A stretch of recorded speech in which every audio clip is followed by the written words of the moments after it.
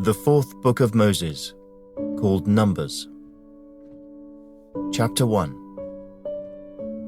Now the Lord spoke to Moses in the wilderness of Sinai, in the tabernacle of meeting, on the first day of the second month, in the second year after they had come out of the land of Egypt, saying, Take a census of all the congregation of the children of Israel by their families, by their fathers' houses, according to the number of names, every male individually, from 20 years old and above, all who are able to go to war in Israel.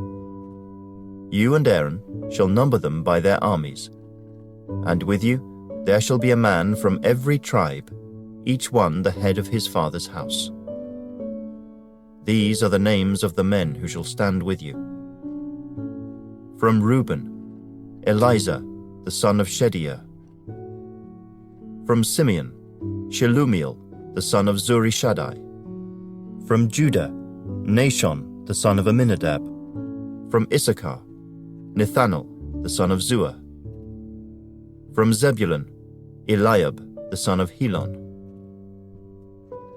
From the sons of Joseph, from Ephraim, Elishama, the son of Ammihud. From Manasseh, Gamaliel, the son of Pedazah. From Benjamin, Abidan, the son of Gideoni. From Dan, Ahiezer, the son of Ammishaddai. From Asher, Pagiel, the son of Ochran. From Gad, Eliasaph, the son of Duel. From Naphtali, Ahira, the son of Enan. These were chosen from the congregation, leaders of their fathers' tribes, heads of the divisions in Israel. Then Moses and Aaron took these men who had been mentioned by name, and they assembled all the congregation together on the first day of the second month. And they recited their ancestry by families, by their fathers' houses, according to the number of names, from 20 years old and above, each one individually. As the Lord commanded Moses, so he numbered them in the wilderness of Sinai. Now the children of Reuben, Israel's oldest son, their genealogies by their families, by their father's house, according to the number of names, every male individually from 20 years old and above, all who were able to go to war, those who were numbered of the tribe of Reuben were 46,500. From the children of Simeon, their genealogies by their families, by their father's house, of those who were numbered, according to the number of names, every male individually from 20 years old and above, all who were able to go to war, those who were numbered of the tribe of Simeon were 59,300. From the children of Gad, their genealogies by their families, by their father's house, according to the number of names, from 20 years old and above, all who were able to go to war, those who were numbered of the tribe of Gad were 45,650. From the children of Judah, their genealogies by their families, by their father's house, according to the number of names, from 20 years old and above, all who were able to go to war, those who were numbered of the tribe of Judah were 74,600. From the children of Issachar, their genealogies by their families, by their father's house, according to the number of names, from 20 years old and above, all who were able to go to war, those who were numbered of the tribe of Issachar were 54,400. From the children of Zebulun, their genealogies by their families, by their father's house, according to the number of names, from 20 years old and above, all who were able to go to war, those who were numbered of the tribe of Zebulun were 57,400.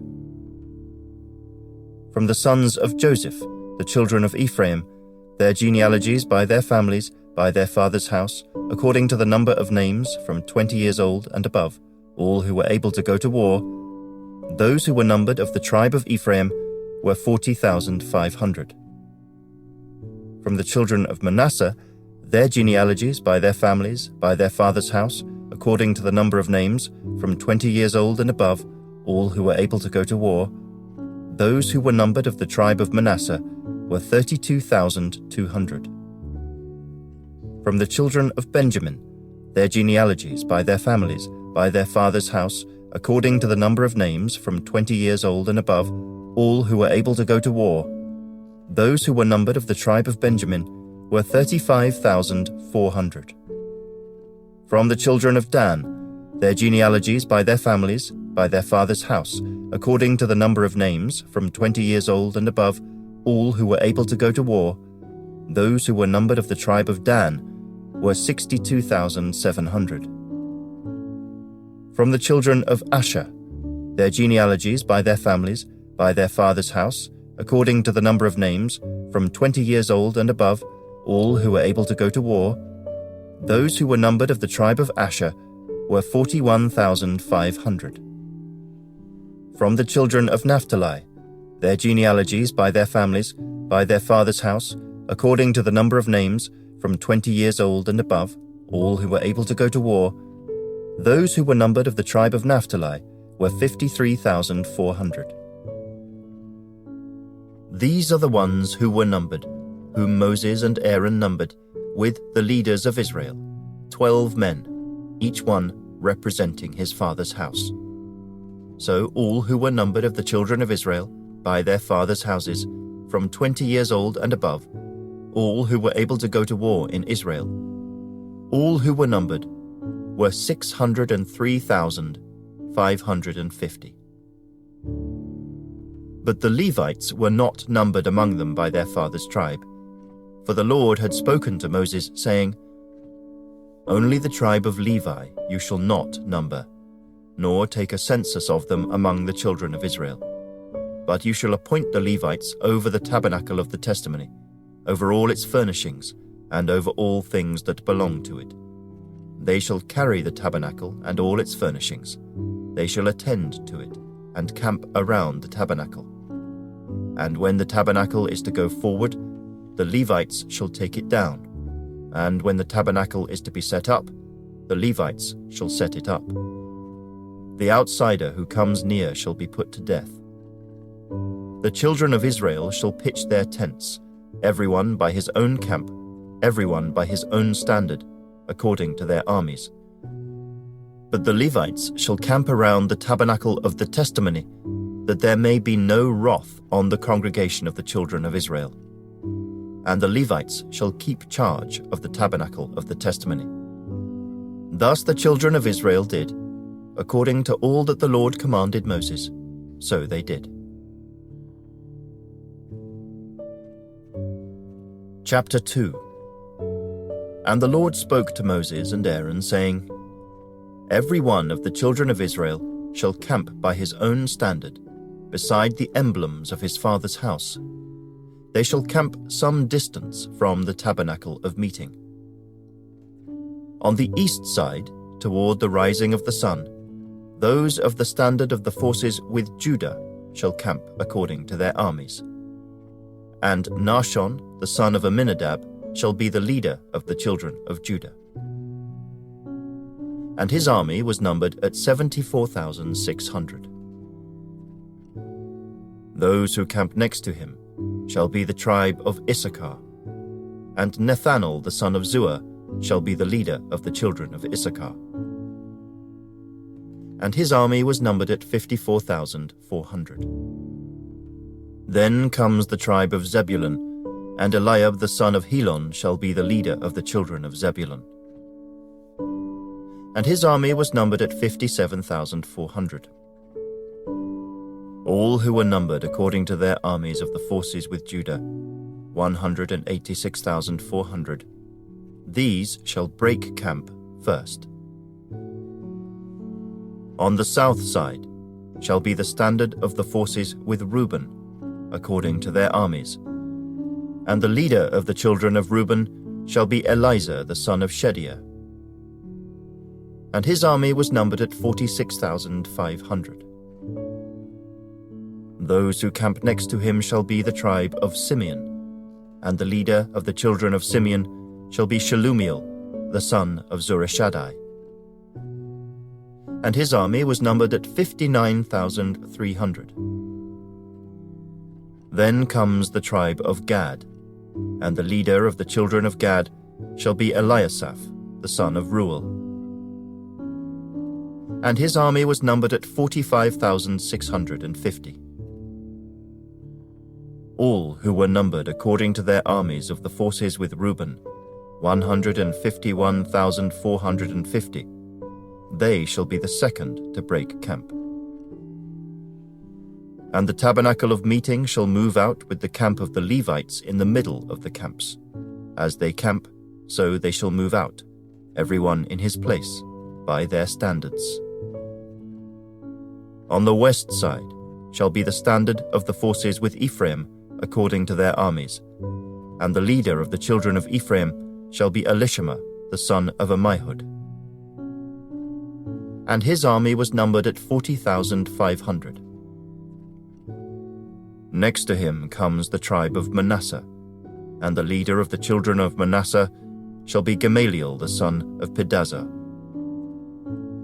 And his army was numbered at 32,200. Then comes the tribe of Benjamin, and the leader of the children of Benjamin shall be Abidan, the son of Gideoni. And his army was numbered at 35,400. All who were numbered, according to their armies of the forces with Ephraim, 108,100. They shall be the third to break camp. The standard of the forces with Dan shall be on the north side, according to their armies. And the leader of the children of Dan shall be Ahiezer, the son of Ammishaddai.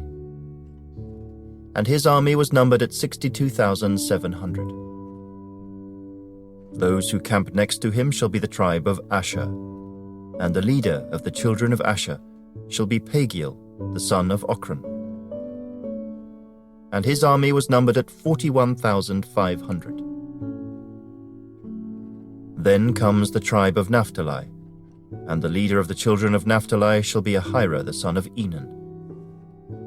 And his army was numbered at 53,400. All who were numbered of the forces with Dan, 157,600. They shall break camp last with their standards.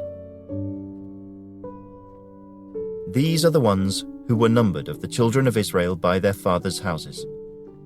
All who were numbered according to their armies of the forces were 603,550. But the Levites were not numbered among the children of Israel, just as the Lord commanded Moses. Thus the children of Israel did according to all that the Lord commanded Moses. So they camped by their standards, and so they broke camp, each one by his family, according to their fathers' houses.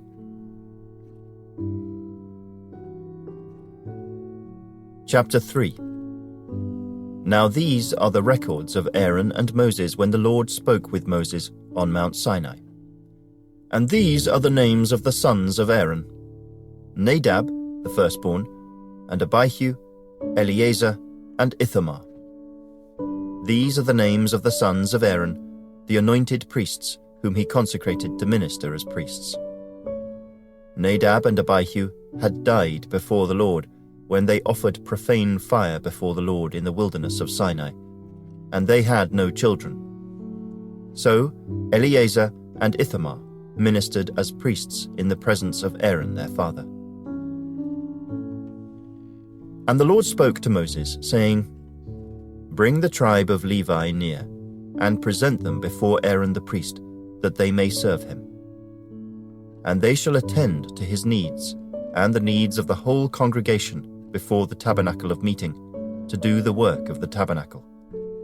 Also they shall attend to all the furnishings of the tabernacle of meeting, and to the needs of the children of Israel, to do the work of the tabernacle.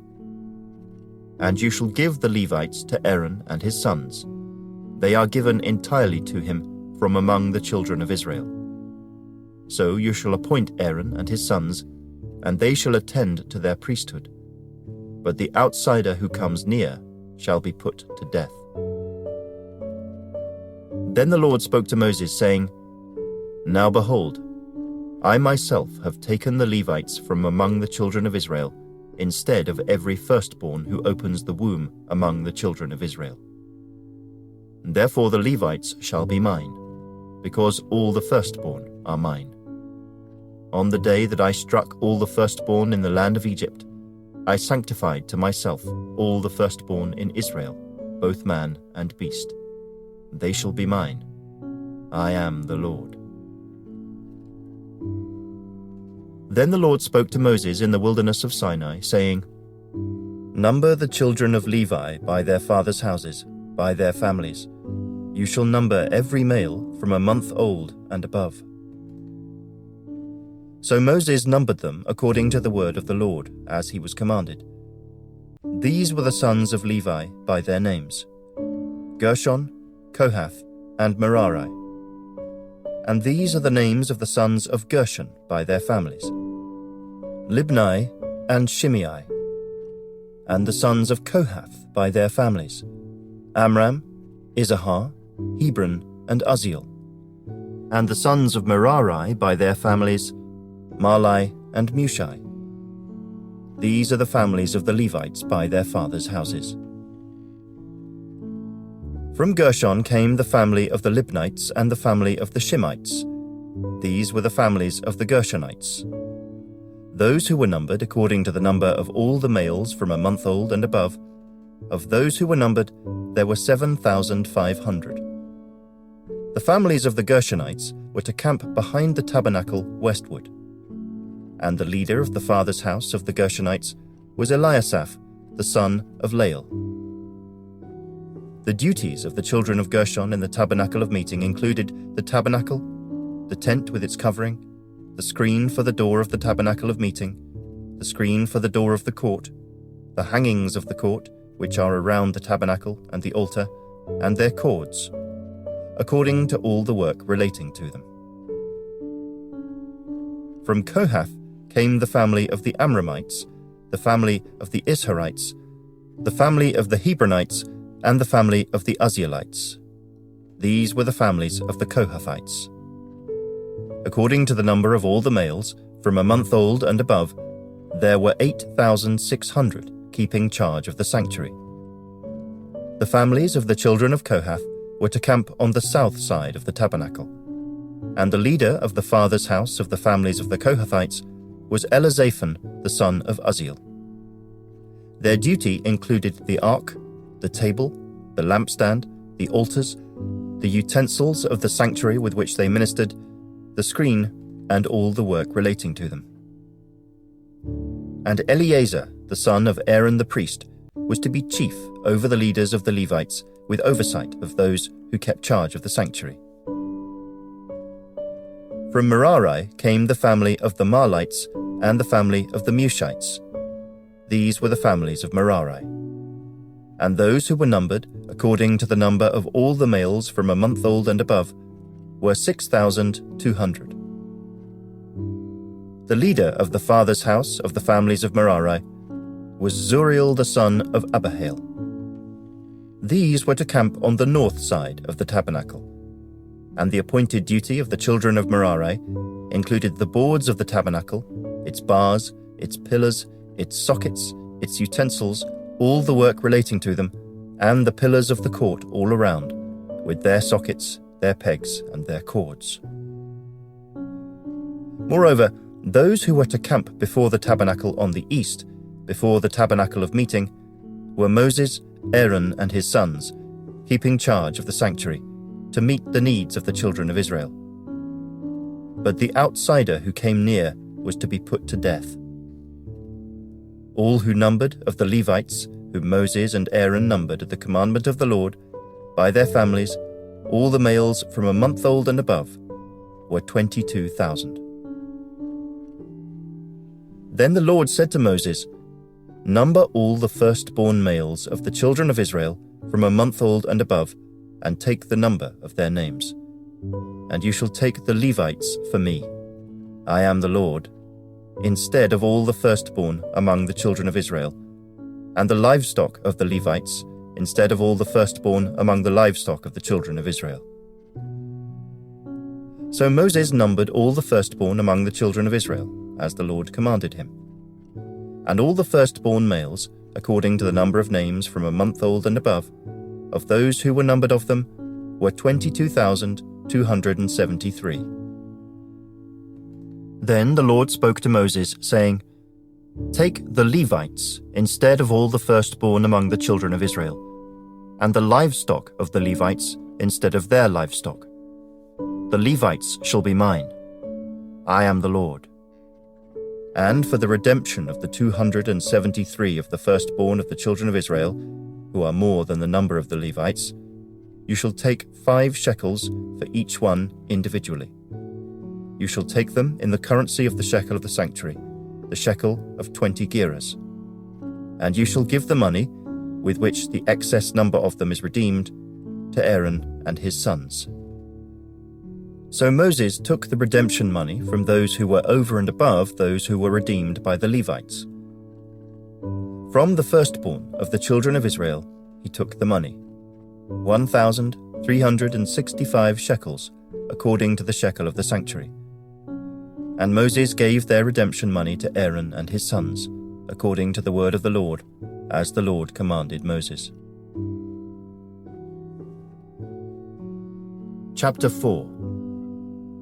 Then the Lord spoke to Moses and Aaron, saying, "Take a census of the sons of Kohath from among the children of Levi, by their families, by their father's house, from 30 years old and above, even to 50 years old, all who enter the service to do the work in the tabernacle of meeting. This is the service of the sons of Kohath in the tabernacle of meeting, relating to the most holy things. When the camp prepares to journey, Aaron and his sons shall come, and they shall take down the covering veil, and cover the ark of the testimony with it. Then they shall put on it a covering of badger skins, and spread over that a cloth entirely of blue, and they shall insert its poles. On the table of showbread they shall spread a blue cloth, and put on it the dishes, the pans, the bowls, and the pitchers for pouring, and the showbread shall be on it. They shall spread over them a scarlet cloth, and cover the same with a covering of badger skins, and they shall insert its poles. And they shall take a blue cloth, and cover the lampstand of the light, with its lamps, its wick trimmers, its trays, and all its oil vessels with which they service it. Then they shall put it with all its utensils in a covering of badger skins, and put it on a carrying beam. Over the golden altar they shall spread a blue cloth, and cover it with a covering of badger skins, and they shall insert its poles. Then they shall take all the utensils of service with which they minister in the sanctuary, put them in a blue cloth, cover them with a covering of badger skins, and put them on a carrying beam. Also, they shall take away the ashes from the altar, and spread a purple cloth over it. They shall put on it all its implements with which they minister there, the firepans, the forks, the shovels, the basins, and all the utensils of the altar. And they shall spread on it a covering of badger skins, and insert its poles. And when Aaron and his sons have finished covering the sanctuary and all the furnishings of the sanctuary, when the camp is set to go, then the sons of Kohath shall come to carry them. But they shall not touch any holy thing, lest they die. These are the things in the tabernacle of meeting, which the sons of Kohath are to carry. The appointed duty of Eleazar the son of Aaron the priest is the oil for the light, the sweet incense, the daily grain offering, the anointing oil, the oversight of all the tabernacle, of all that is in it, with the sanctuary and its furnishings. Then the Lord spoke to Moses and Aaron, saying, "Do not cut off the tribe of the families of the Kohathites from among the Levites, but do this in regard to them, that they may live and not die when they approach the most holy things. Aaron and his sons shall go in and appoint each of them to his service and his task. But they shall not go in to watch while the holy things are being covered, lest they die." Then the Lord spoke to Moses, saying, "Also take a census of the sons of Gershon, by their father's house, by their families. From 30 years old and above, even to 50 years old, you shall number them, all who enter to perform the service, to do the work in the tabernacle of meeting. This is the service of the families of the Gershonites in serving and carrying. They shall carry the curtains of the tabernacle and the tabernacle of meeting with its covering, the covering of badger skins that is on it, the screen for the door of the tabernacle of meeting, the screen for the door of the gate of the court, the hangings of the court which are around the tabernacle and altar, and their cords, all the furnishings for their service, and all that is made for these things. So shall they serve. Aaron and his sons shall assign all the service of the sons of the Gershonites, all their tasks and all their service. And you shall appoint to them all their tasks as their duty. This is the service of the families of the sons of Gershon in the tabernacle of meeting. And their duties shall be under the authority of Ithamar the son of Aaron the priest. As for the sons of Merari, you shall number them by their families and by their father's house. From 30 years old and above, even to 50 years old, you shall number them, everyone who enters the service to do the work of the tabernacle of meeting. And this is what they must carry as all their service for the tabernacle of meeting: the boards of the tabernacle, its bars, its pillars, its sockets, and the pillars around the court with their sockets, pegs, and cords, with all their furnishings and all their service. And you shall assign to each man by name the items he must carry. This is the service of the families of the sons of Merari, as all their service for the tabernacle of meeting, under the authority of Ithamar the son of Aaron the priest. And Moses, Aaron, and the leaders of the congregation numbered the sons of the Kohathites by their families and by their father's house, from 30 years old and above, even to 50 years old, everyone who entered the service for work in the tabernacle of meeting.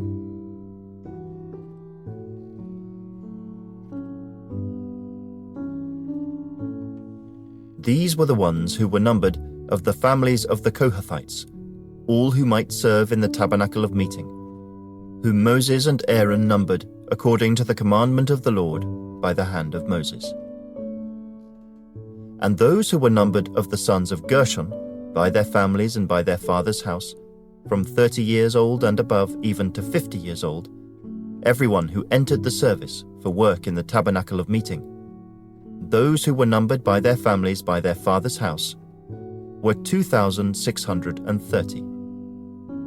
These are the ones who were numbered of the families of the sons of Gershon, of all who might serve in the tabernacle of meeting, whom Moses and Aaron numbered according to the commandment of the Lord.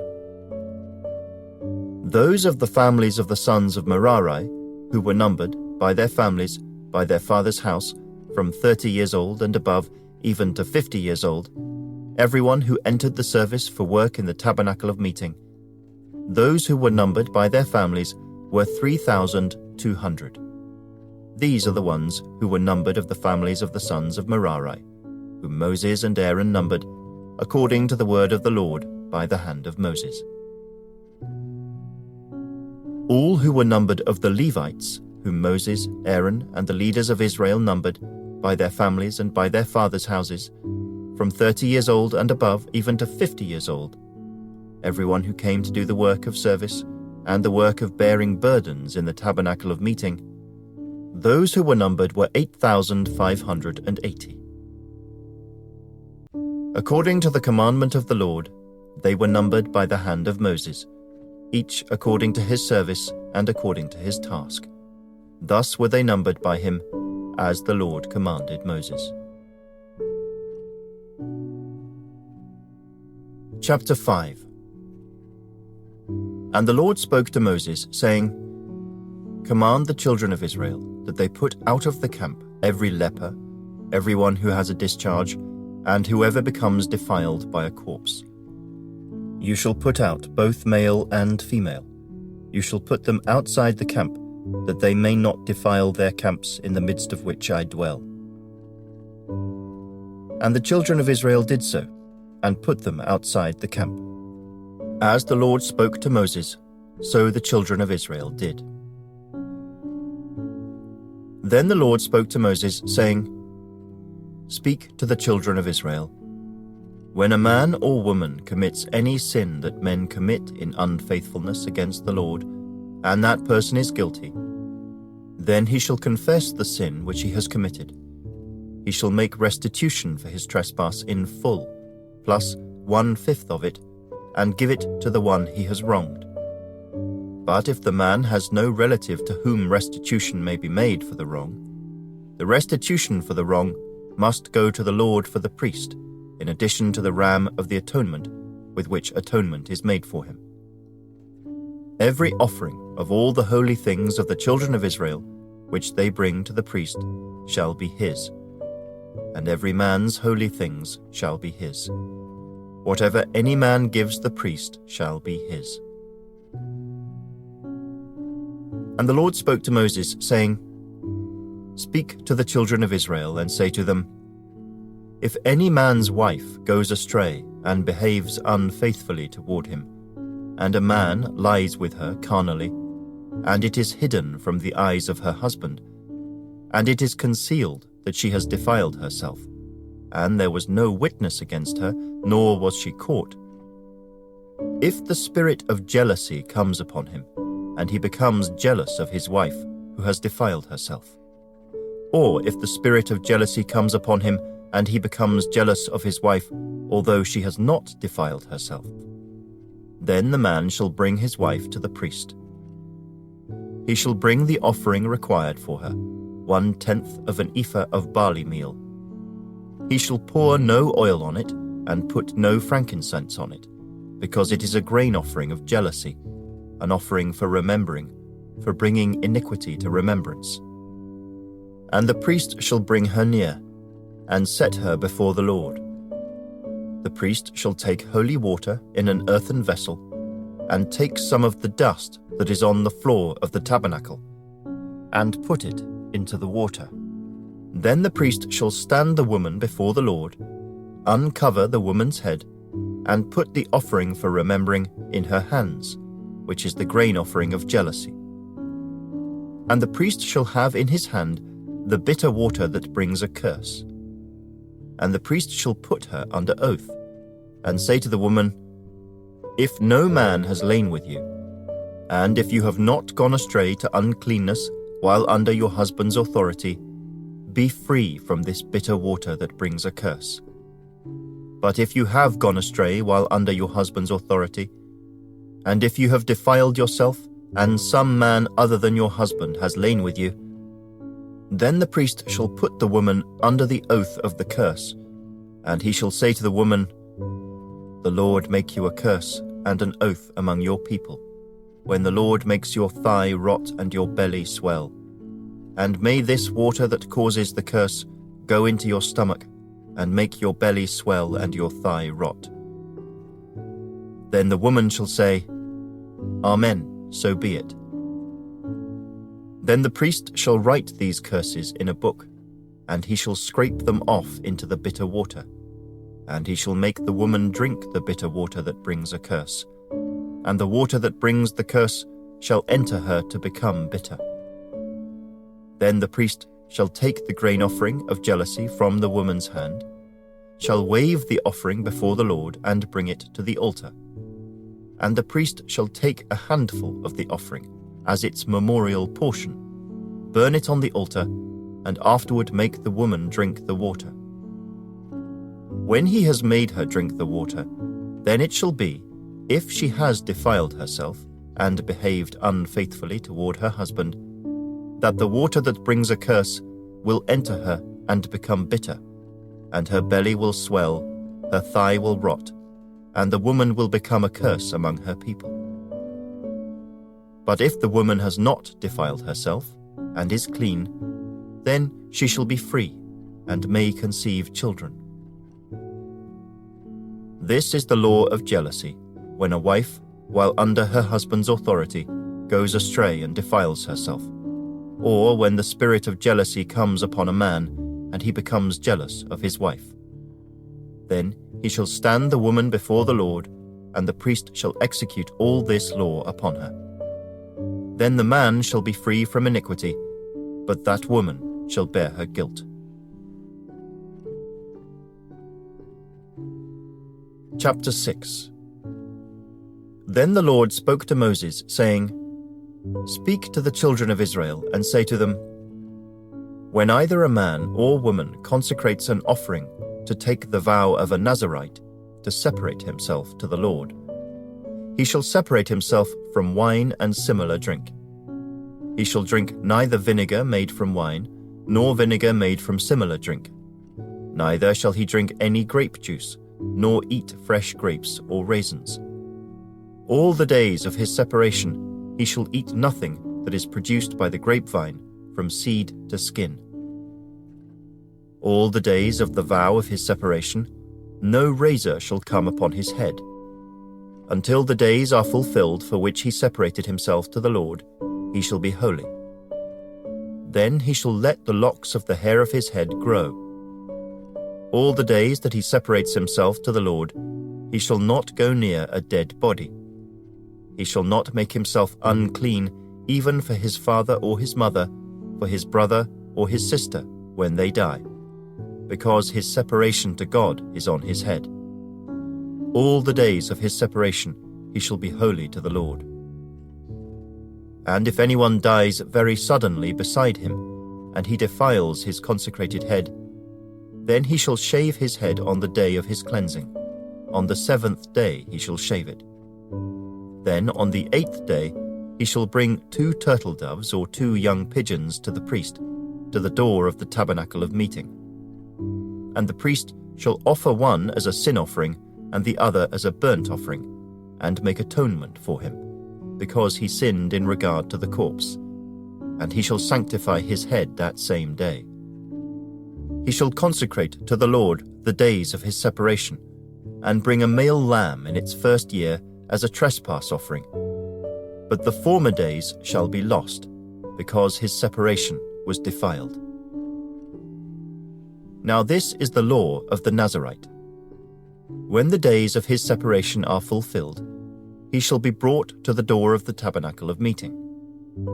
And he shall present his offering to the Lord, 1 male lamb in its 1st year without blemish, as a burnt offering, 1 ewe lamb in its 1st year without blemish, as a sin offering, 1 ram without blemish, as a peace offering, a basket of unleavened bread, cakes of fine flour mixed with oil, unleavened wafers anointed with oil, and their grain offering with their drink offerings. Then the priest shall bring them before the Lord, and offer his sin offering and his burnt offering. And he shall offer the ram as a sacrifice of a peace offering to the Lord, with the basket of unleavened bread. The priest shall also offer its grain offering and its drink offering. Then the Nazirite shall shave his consecrated head at the door of the tabernacle of meeting, and shall take the hair from his consecrated head, and put it on the fire which is under the sacrifice of the peace offering. And the priest shall take the boiled shoulder of the ram, 1 unleavened cake from the basket, and 1 unleavened wafer, and put them upon the hands of the Nazirite after he has shaved his consecrated hair. And the priest shall wave them as a wave offering before the Lord. They are holy for the priest, together with the breast of the wave offering and the thigh of the heave offering. After that, the Nazirite may drink wine. This is the law of the Nazirite, who vows to the Lord the offering for his separation, and besides that, whatever else his hand is able to provide. According to the vow which he takes, so he must do according to the law of his separation. And the Lord spoke to Moses, saying, Speak to Aaron and his sons, saying, This is the way you shall bless the children of Israel. say to them, "The Lord bless you and keep you. The Lord make his face shine upon you and be gracious to you. The Lord lift up his countenance upon you and give you peace. So they shall put my name on the children of Israel, and I will bless them." Chapter 7. Now it came to pass, when Moses had finished setting up the tabernacle, that he anointed it and consecrated it and all its furnishings, and the altar and all its utensils. So he anointed them and consecrated them. Then the leaders of Israel, the heads of their fathers' houses, who were the leaders of the tribes and over those who were numbered, made an offering. And they brought their offering before the Lord, 6 covered carts and 12 oxen, a cart for every 2 of the leaders, and for each one an ox, and they presented them before the tabernacle. Then the Lord spoke to Moses, saying, "Accept these from them, that they may be used in doing the work of the tabernacle of meeting. And you shall give them to the Levites, to every man according to his service." So Moses took the carts and the oxen and gave them to the Levites. 2 carts and 4 oxen he gave to the sons of Gershon, according to their service. And 4 carts and 8 oxen he gave to the sons of Merari, according to their service, under the authority of Ithamar the son of Aaron the priest. But to the sons of Kohath he gave none, because theirs was the service of the holy things, which they carried on their shoulders. Now the leaders offered the dedication offering for the altar when it was anointed. So the leaders offered their offering before the altar. For the Lord said to Moses, "They shall offer their offering, 1 leader each day, for the dedication of the altar." And the one who offered his offering on the first day was Nahshon the son of Amminadab, from the tribe of Judah. His offering was 1 silver platter, the weight of which was 130 shekels, and 1 silver bowl of 70 shekels, according to the shekel of the sanctuary, both of them full of fine flour mixed with oil as a grain offering. 1 gold pan of 10 shekels, full of incense. 1 young bull, 1 ram, and 1 male lamb in its first year, as a burnt offering. 1 kid of the goats, as a sin offering. And for the sacrifice of peace offerings, 2 oxen, 5 rams, 5 male goats, and 5 male lambs in their first year. This was the offering of Nahshon the son of Amminadab. On the second day, Nathanael the son of Zuar, leader of Issachar, presented an offering. For his offering he offered 1 silver platter, the weight of which was 130 shekels, and 1 silver bowl of 70 shekels, according to the shekel of the sanctuary, both of them full of fine flour mixed with oil as a grain offering. 1 gold pan of 10 shekels, full of incense. 1 young bull, 1 ram, and 1 male lamb in its first year as a burnt offering. 1 kid of the goats as a sin offering. And as the sacrifice of peace offerings, 2 oxen, 5 rams, 5 male goats, and 5 male lambs in their first year. This was the offering of Nathanael the son of Zuar. On the third day, Eliab the son of Helon, leader of the children of Zebulun, presented an offering. His offering was 1 silver platter, the weight of which was 130 shekels, and 1 silver bowl of 70 shekels, according to the shekel of the sanctuary, both of them full of fine flour mixed with oil as a grain offering. 1 gold pan of 10 shekels, full of incense. 1 young bull, 1 ram, and 1 male lamb in its first year as a burnt offering. 1 kid of the goats as a sin offering. And for the sacrifice of peace offerings, 2 oxen, 5 rams, 5 male goats, and 5 male lambs in their first year. This was the offering of Eliab the son of Helon. On the 4th day, Eliezer the son of Shediah, leader of the children of Reuben, presented an offering. His offering was 1 silver platter, the weight of which was 130 shekels, and 1 silver bowl of 70 shekels, according to the shekel of the sanctuary, both of them full of fine flour mixed with oil as a grain offering. 1 gold pan of 10 shekels, full of incense. 1 young bull, 1 ram, and 1 male lamb in its first year as a burnt offering. 1 kid of the goats as a sin offering. And as the sacrifice of peace offerings, 2 oxen, 5 rams, 5 male goats, and 5 male lambs in their first year. This was the offering of Eliezer the son of Shediah.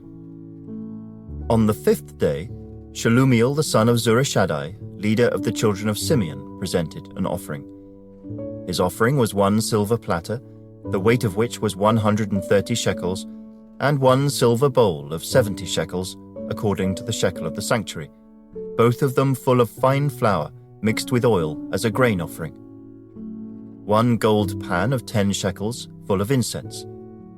1 young bull, 1 ram, and 1 male lamb in its first year as a burnt offering. 1 kid of the goats as a sin offering. And as the sacrifice of peace offerings, 2 oxen, 5 rams, 5 male goats, and 5 male lambs in their first year. This was the offering of Shelumiel the son of Zurishaddai.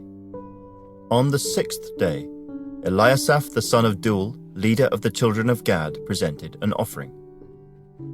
His offering was 1 silver platter, the weight of which was 130 shekels, and 1 silver bowl of 70 shekels, according to the shekel of the sanctuary, both of them full of fine flour mixed with oil as a grain offering. 1 gold pan of 10 shekels, full of incense. 1 young bull, 1 ram, and 1 male lamb in its first year as a burnt offering. 1 kid of the goats as a sin offering. And as the sacrifice of peace offerings, 2 oxen, 5 rams, 5 male goats, and 5 male lambs in their first year. This was the offering of Eliasaph the son of Deuel. On the 7th day, Elishama the son of Ammihud, leader of the children of Ephraim, presented an offering. His offering was 1 silver platter, the weight of which was 130 shekels, and 1 silver bowl of 70 shekels, according to the shekel of the sanctuary, both of them full of fine flour mixed with oil as a grain offering. 1 gold pan of 10 shekels, full of incense. 1 young bull, 1 ram, and 1 male lamb in its first year as a burnt offering. 1 kid of the goats as a sin offering. And as the sacrifice of peace offerings, 2 oxen, 5 rams, 5 male goats, and 5 male lambs in their first year. This was the offering of Elishama the son of Ammihud. On the 8th day, Gamaliel the son of Pedazah, leader of the children of Manasseh, presented an offering. His offering was 1 silver platter, the weight of which was 130 shekels, and 1 silver bowl of 70 shekels, according to the shekel of the sanctuary, both of them full of fine flour mixed with oil as a grain offering. 1 gold pan of 10 shekels, full of incense. 1 young bull, 1 ram, and 1 male lamb in its first year as a burnt offering. 1 kid of the goats as a sin offering. And as the sacrifice of peace offerings, 2 oxen, 5 rams, 5 male goats, and 5 male lambs in their first year. This was the offering of Gamaliel the son of Pedazah. On the 9th day, Abidan the son of Gideoni, leader of the children of Benjamin, presented an offering. His offering was 1 silver platter, the weight of which was 130 shekels, and 1 silver bowl of 70 shekels, according to the shekel of the sanctuary, both of them full of fine flour mixed with oil as a grain offering. 1 gold pan of 10 shekels, full of incense. 1 young bull, 1 ram, and 1 male lamb in its first year as a burnt offering. 1 kid of the goats as a sin offering. And as the sacrifice of peace offerings, 2 oxen, 5 rams, 5 male goats, and 5 male lambs in their first year. This was the offering of Abidan the son of Gideoni. On the 10th day, Ahiezer the son of Ammishaddai, leader of the children of Dan, presented an offering. His offering was 1 silver platter, the weight of which was 130 shekels, and 1 silver bowl of 70 shekels, according to the shekel of the sanctuary, both of them full of fine flour mixed with oil, as a grain offering. 1 gold pan of 10 shekels, full of incense. 1 young bull, 1 ram, and 1 male lamb in its first year as a burnt offering. 1 kid of the goats as a sin offering. And as the sacrifice of peace offerings, 2 oxen, 5 rams, 5 male goats, and 5 male lambs in their first year. This was the offering of Ahiezer the son of Ammishaddai. On the 11th day, Pagiel the son of Ochran, leader of the children of Asher, presented an offering. His offering was 1 silver platter, the weight of which was 130 shekels, and 1 silver bowl of 70 shekels, according to the shekel of the sanctuary, both of them full of fine flour mixed with oil as a grain offering.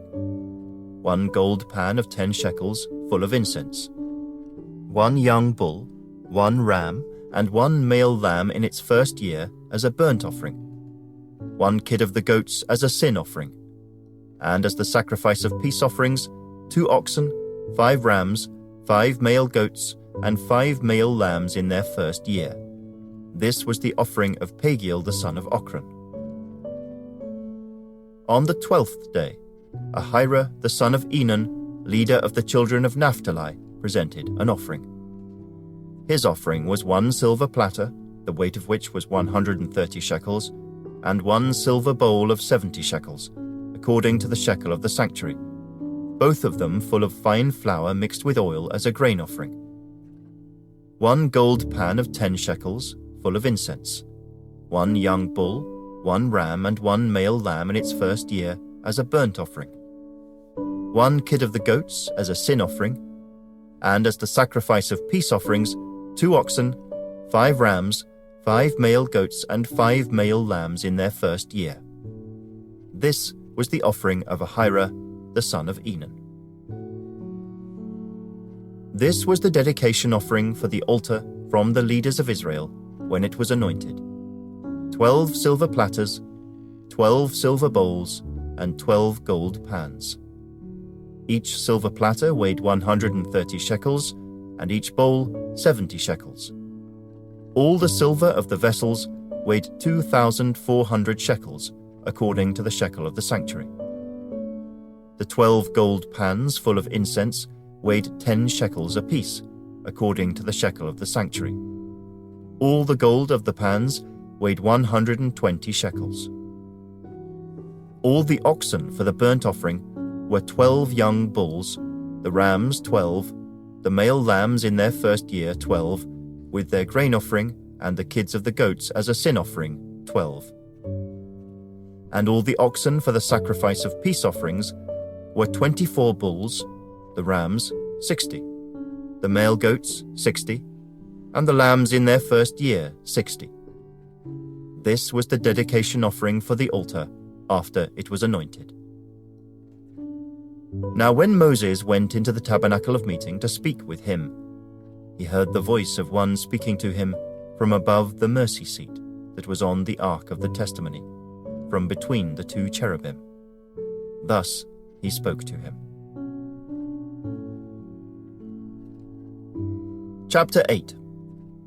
And the Lord spoke to Moses, saying, Speak to Aaron, and say to him, When you arrange the lamps, the 7 lamps shall give light in front of the lampstand.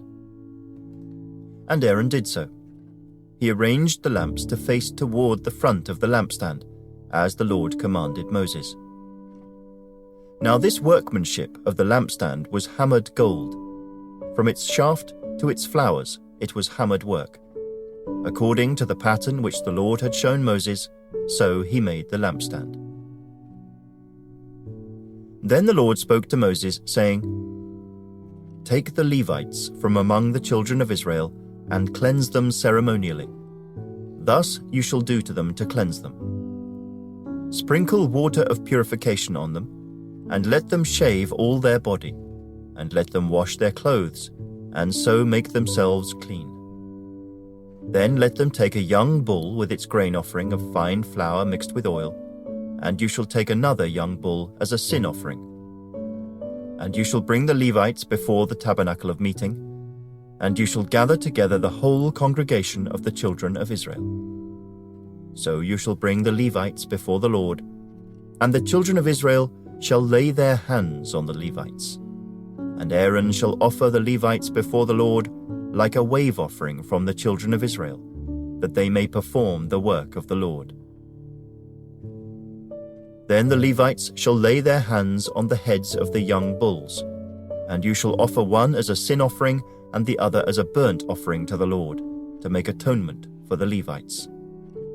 And you shall stand the Levites before Aaron and his sons, and then offer them like a wave offering to the Lord. Thus you shall separate the Levites from among the children of Israel, and the Levites shall be mine. After that, the Levites shall go in to service the tabernacle of meeting. So you shall cleanse them, and offer them like a wave offering. For they are wholly given to me from among the children of Israel. I have taken them for myself, instead of all who opened the womb, the firstborn of all the children of Israel. For all the firstborn among the children of Israel are mine, both man and beast. On the day that I struck all the firstborn in the land of Egypt, I sanctified them to myself. I have taken the Levites instead of all the firstborn of the children of Israel. And I have given the Levites as a gift to Aaron and his sons from among the children of Israel, to do the work for the children of Israel in the tabernacle of meeting, and to make atonement for the children of Israel, that there be no plague among the children of Israel when the children of Israel come near the sanctuary. Thus Moses and Aaron and all the congregation of the children of Israel did to the Levites. According to all that the Lord commanded Moses concerning the Levites, so the children of Israel did to them. And the Levites purified themselves and washed their clothes. Then Aaron presented them like a wave offering before the Lord. And Aaron made atonement for them to cleanse them. After that, the Levites went in to do their work in the tabernacle of meeting before Aaron and his sons. As the Lord commanded Moses concerning the Levites, so they did to them. Then the Lord spoke to Moses, saying, "This is what pertains to the Levites. From 25 years old and above, one may enter to perform service in the work of the tabernacle of meeting. And at the age of 50 years, they must cease performing this work, and shall work no more. They may minister with their brethren in the tabernacle of meeting to attend to needs, but they themselves shall do no work. Thus you shall do to the Levites regarding their duties." Chapter 9. Now the Lord spoke to Moses in the wilderness of Sinai, in the first month of the 2nd year after they had come out of the land of Egypt, saying, "Let the children of Israel keep the Passover at its appointed time. On the 14th day of this month, at twilight, you shall keep it at its appointed time. According to all its rites and ceremonies you shall keep it." So Moses told the children of Israel that they should keep the Passover. And they kept the Passover on the 14th day of the first month, at twilight, in the wilderness of Sinai. According to all that the Lord commanded Moses, so the children of Israel did. Now there were certain men who were defiled by a human corpse, so that they could not keep the Passover on that day. And they came before Moses and Aaron that day. And those men said to him, "We became defiled by a human corpse. Why are we kept from presenting the offering of the Lord at its appointed time among the children of Israel?" And Moses said to them, "Stand still, that I may hear what the Lord will command concerning you." Then the Lord spoke to Moses, saying, "Speak to the children of Israel, saying, If any one of you or your posterity is unclean because of a corpse, or is far away on a journey, he may still keep the Lord's Passover. On the 14th day of the 2nd month, at twilight, they may keep it. They shall eat it with unleavened bread and bitter herbs. They shall leave none of it until morning, nor break one of its bones. According to all the ordinances of the Passover they shall keep it. But the man who is clean, and is not on a journey, and ceases to keep the Passover, that same person shall be cut off from among his people, because he did not bring the offering of the Lord at its appointed time. That man shall bear his sin. And if a stranger dwells among you, and would keep the Lord's Passover, he must do so according to the rite of the Passover and according to its ceremony. You shall have one ordinance, both for the stranger and the native of the land. Now on the day that the tabernacle was raised up, the cloud covered the tabernacle, the tent of the testimony. From evening until morning, it was above the tabernacle like the appearance of fire. So it was always. The cloud covered it by day, and the appearance of fire by night. Whenever the cloud was taken up from above the tabernacle, after that the children of Israel would journey. And in the place where the cloud settled, there the children of Israel would pitch their tents. At the command of the Lord, the children of Israel would journey, and at the command of the Lord they would camp. As long as the cloud stayed above the tabernacle, they remained encamped. Even when the cloud continued long, many days above the tabernacle, the children of Israel kept the charge of the Lord and did not journey. So it was, when the cloud was above the tabernacle a few days. According to the command of the Lord, they would remain encamped, and according to the command of the Lord, they would journey. So it was when the cloud remained only from evening until morning. When the cloud was taken up in the morning, then they would journey. Whether by day or by night, whenever the cloud was taken up, they would journey. Whether it was 2 days, a month, or a year that the cloud remained above the tabernacle, the children of Israel would remain encamped and not journey. But when it was taken up, they would journey. At the command of the Lord, they remained encamped, and at the command of the Lord, they journeyed.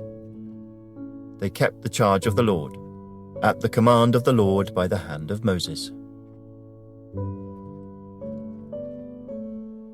Chapter 10.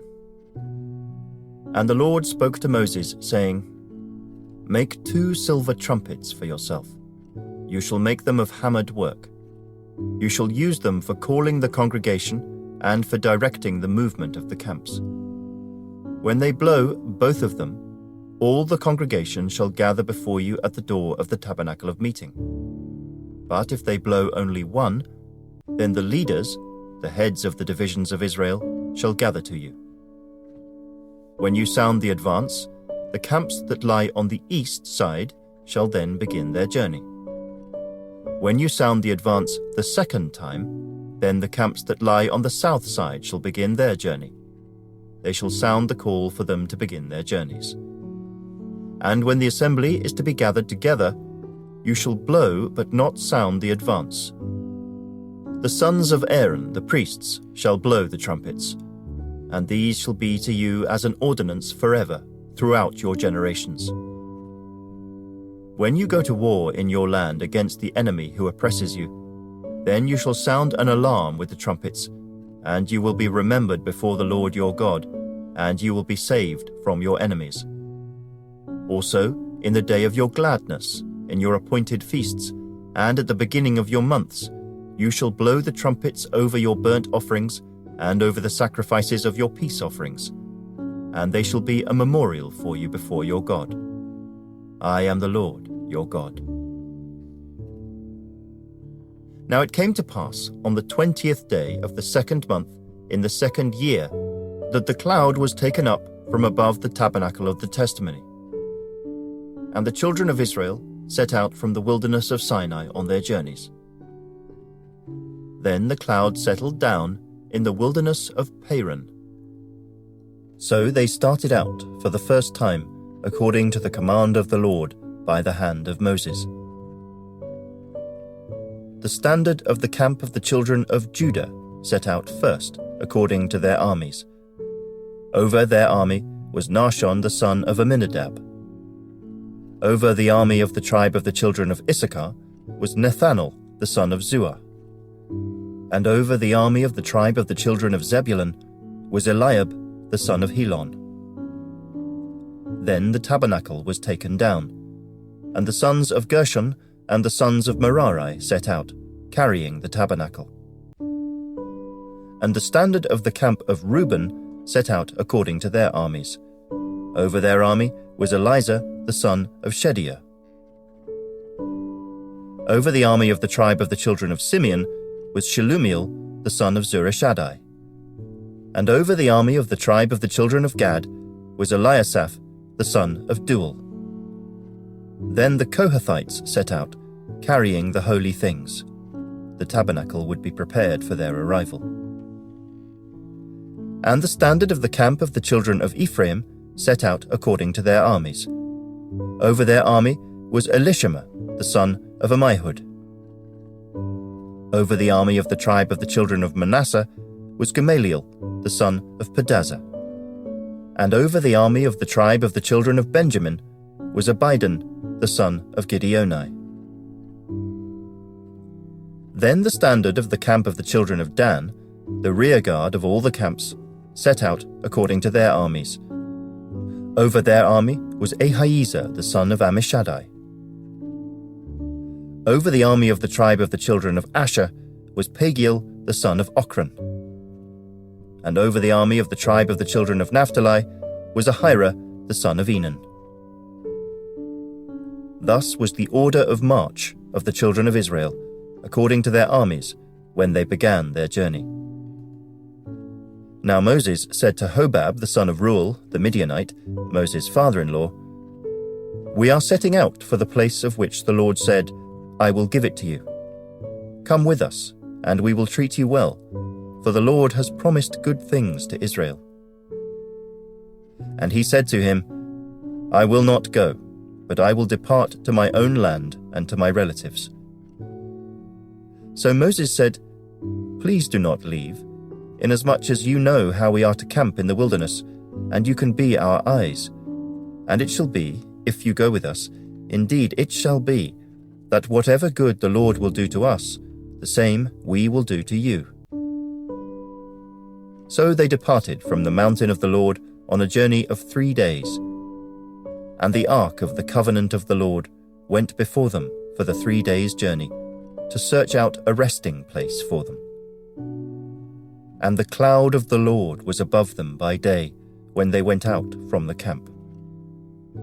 So it was, whenever the ark set out, that Moses said, "Rise up, O Lord, let your enemies be scattered, and let those who hate you flee before you." And when it rested, he said, "Return, O Lord, to the many thousands of Israel."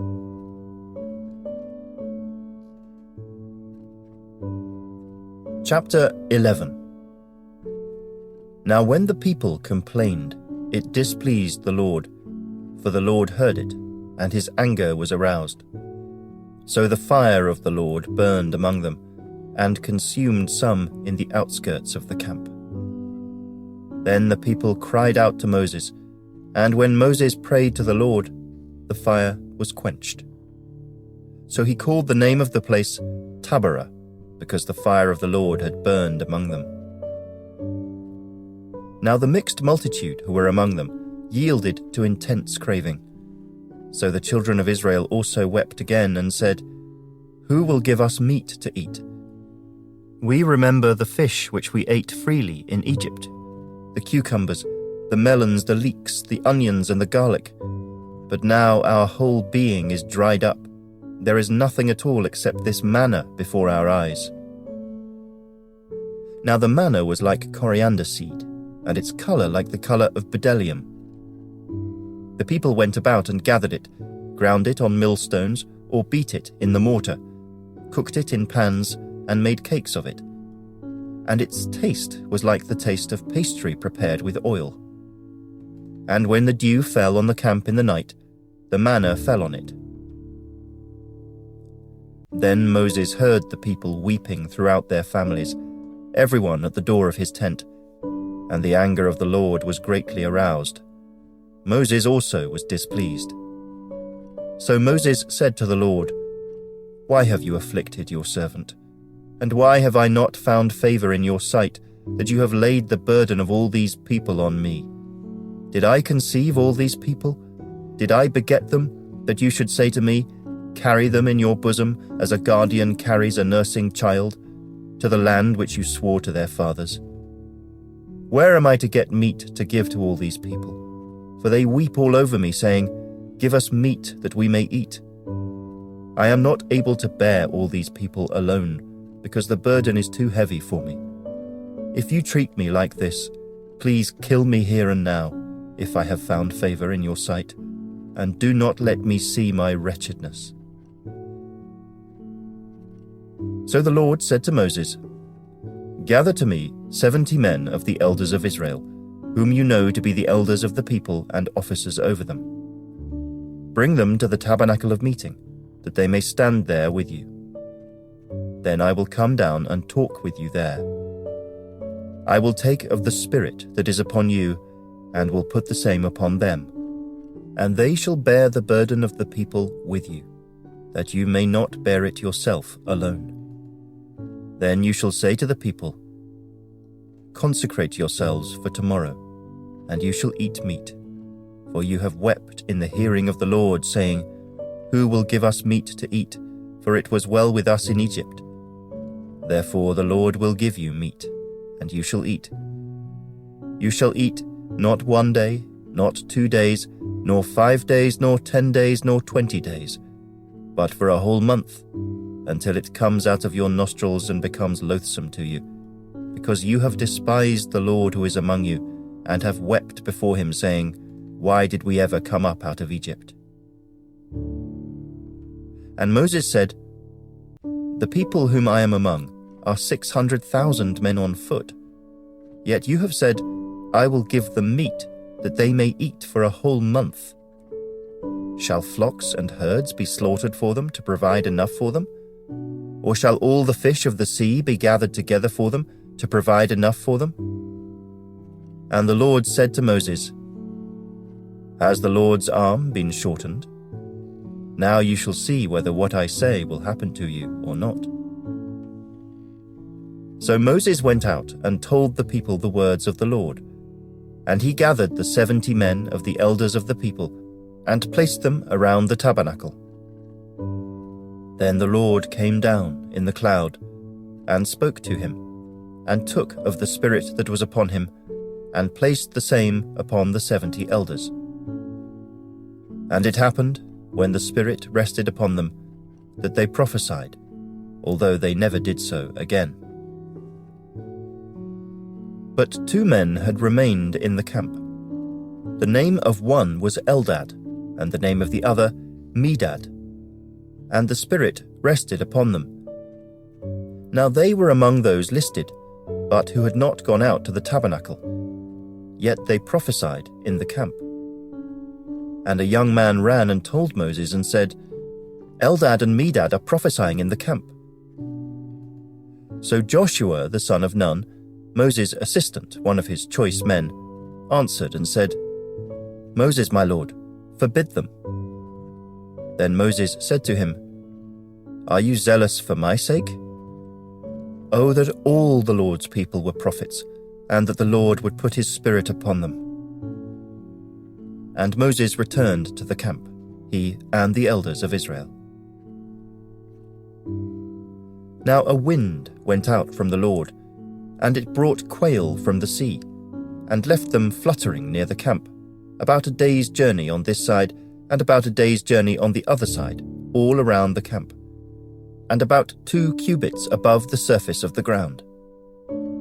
And the people stayed up all that day, all night, and all the next day, and gathered the quail. He who gathered least gathered 10 homers. And they spread them out for themselves all around the camp. But while the meat was still between their teeth, before it was chewed, the wrath of the Lord was aroused against the people, and the Lord struck the people with a very great plague. So he called the name of that place Kibroth-Hattaavah, because there they buried the people who had yielded to craving. From Kibroth-Hattaavah, the people moved to Hazeroth and camped at Hazeroth.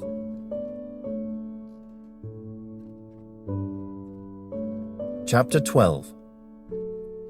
Then Miriam and Aaron spoke against Moses because of the Ethiopian woman whom he had married, for he had married an Ethiopian woman. So they said, "Has the Lord indeed spoken only through Moses? Has he not spoken through us also?" And the Lord heard it. Now the man Moses was very humble, more than all men who were on the face of the earth. Suddenly the Lord said to Moses, Aaron, and Miriam, "Come out, you three, to the tabernacle of meeting." So the three came out. Then the Lord came down in the pillar of cloud, and stood in the door of the tabernacle, and called Aaron and Miriam. And they both went forward. Then he said, "Hear now my words. If there is a prophet among you, I, the Lord, make myself known to him in a vision. I speak to him in a dream. Not so with my servant Moses. He is faithful in all my house. I speak with him face to face, even plainly, and not in dark sayings. And he sees the form of the Lord. Why then were you not afraid to speak against my servant Moses?" So the anger of the Lord was aroused against them, and he departed.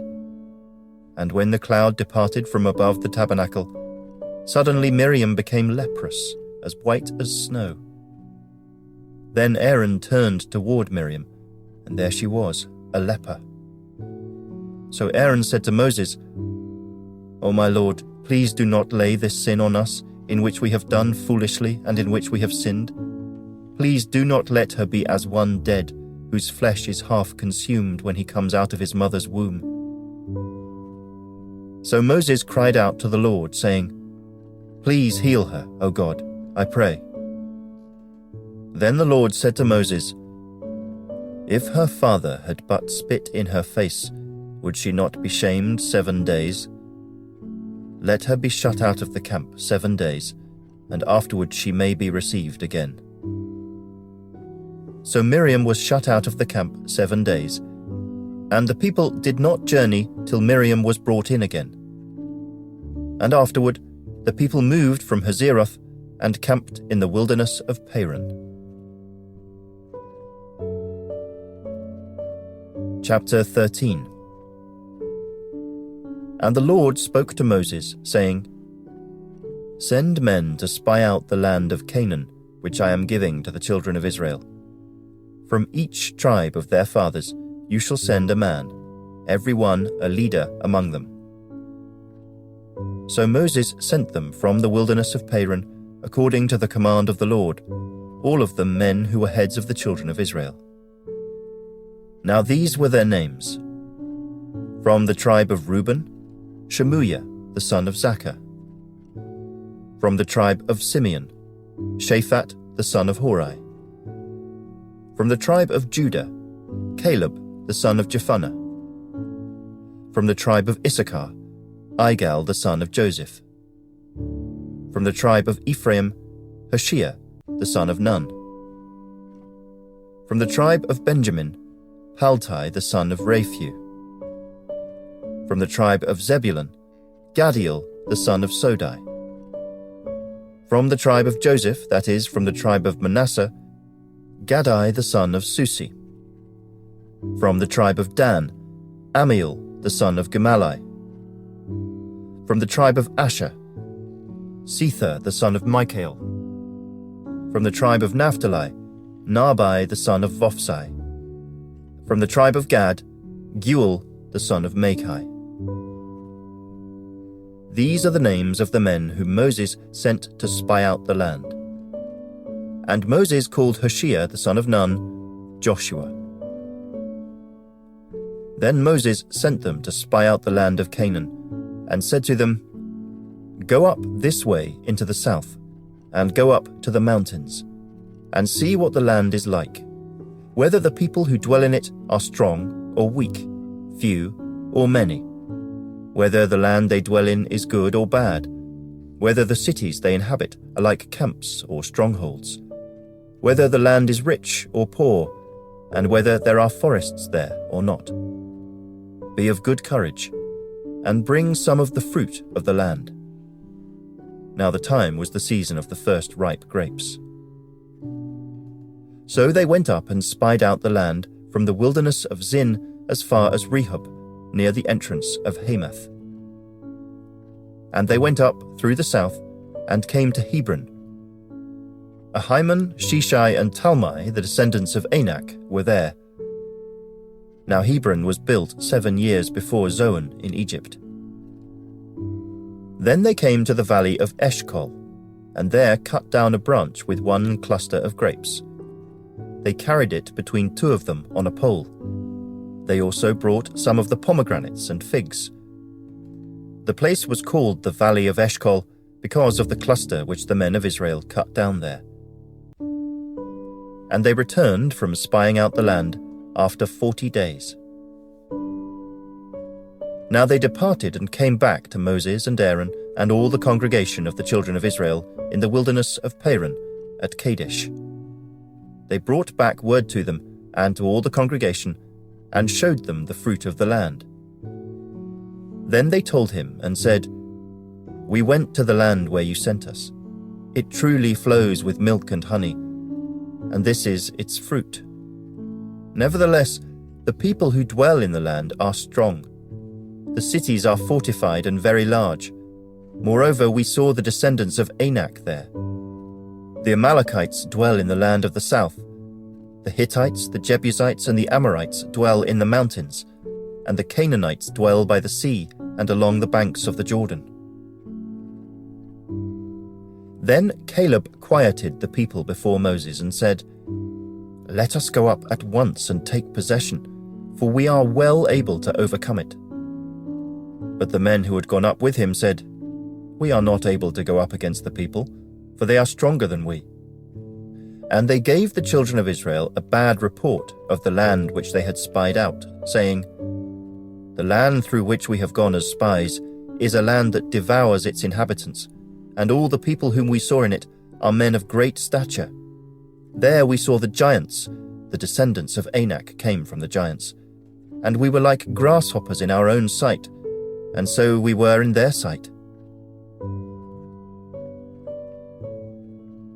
Chapter 14. So all the congregation lifted up their voices and cried, and the people wept that night. And all the children of Israel complained against Moses and Aaron, and the whole congregation said to them, "If only we had died in the land of Egypt, or if only we had died in this wilderness. Why has the Lord brought us to this land to fall by the sword, that our wives and children should become victims? Would it not be better for us to return to Egypt?" So they said to one another, "Let us select a leader and return to Egypt." Then Moses and Aaron fell on their faces before all the assembly of the congregation of the children of Israel. But Joshua the son of Nun, and Caleb the son of Jephunneh, who were among those who had spied out the land, tore their clothes. And they spoke to all the congregation of the children of Israel, saying, "The land we passed through to spy out is an exceedingly good land. If the Lord delights in us, then he will bring us into this land and give it to us, a land which flows with milk and honey. Only do not rebel against the Lord, nor fear the people of the land, for they are our bread. Their protection has departed from them, and the Lord is with us. Do not fear them." And all the congregation said to stone them with stones. Now the glory of the Lord appeared in the tabernacle of meeting before all the children of Israel. Then the Lord said to Moses, "How long will these people reject me? And how long will they not believe me, with all the signs which I have performed among them? I will strike them with the pestilence and disinherit them, and I will make of you a nation greater and mightier than they. And Moses said to the Lord, Then the Egyptians will hear it, for by your might you brought these people up from among them, and they will tell it to the inhabitants of this land. They have heard that you, Lord, are among these people, that you, Lord, are seen face to face, and your cloud stands above them, and you go before them in a pillar of cloud by day and in a pillar of fire by night. Now if you kill these people as one man, then the nations which have heard of your fame will speak, saying, Because the Lord was not able to bring this people to the land which he swore to give them, therefore he killed them in the wilderness. And now, I pray, let the power of my Lord be great, just as you have spoken, saying, The Lord is long-suffering and abundant in mercy, forgiving iniquity and transgression, but he by no means clears the guilty, visiting the iniquity of the fathers on the children to the third and fourth generation. Pardon the iniquity of this people, I pray, according to the greatness of your mercy, just as you have forgiven this people from Egypt even until now. Then the Lord said, I have pardoned, according to your word. But truly, as I live, all the earth shall be filled with the glory of the Lord. Because all these men who have seen my glory and the signs which I did in Egypt and in the wilderness, and have put me to the test now these 10 times, and have not heeded my voice, they certainly shall not see the land of which I swore to their fathers, nor shall any of those who rejected me see it. But my servant Caleb, because he has a different spirit in him, and has followed me fully, I will bring into the land where he went, and his descendants shall inherit it.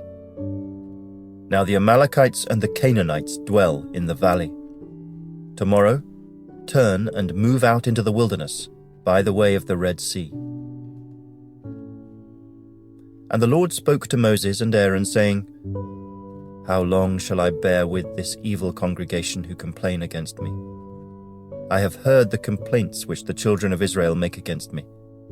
Say to them, As I live, says the Lord, just as you have spoken in my hearing, so I will do to you.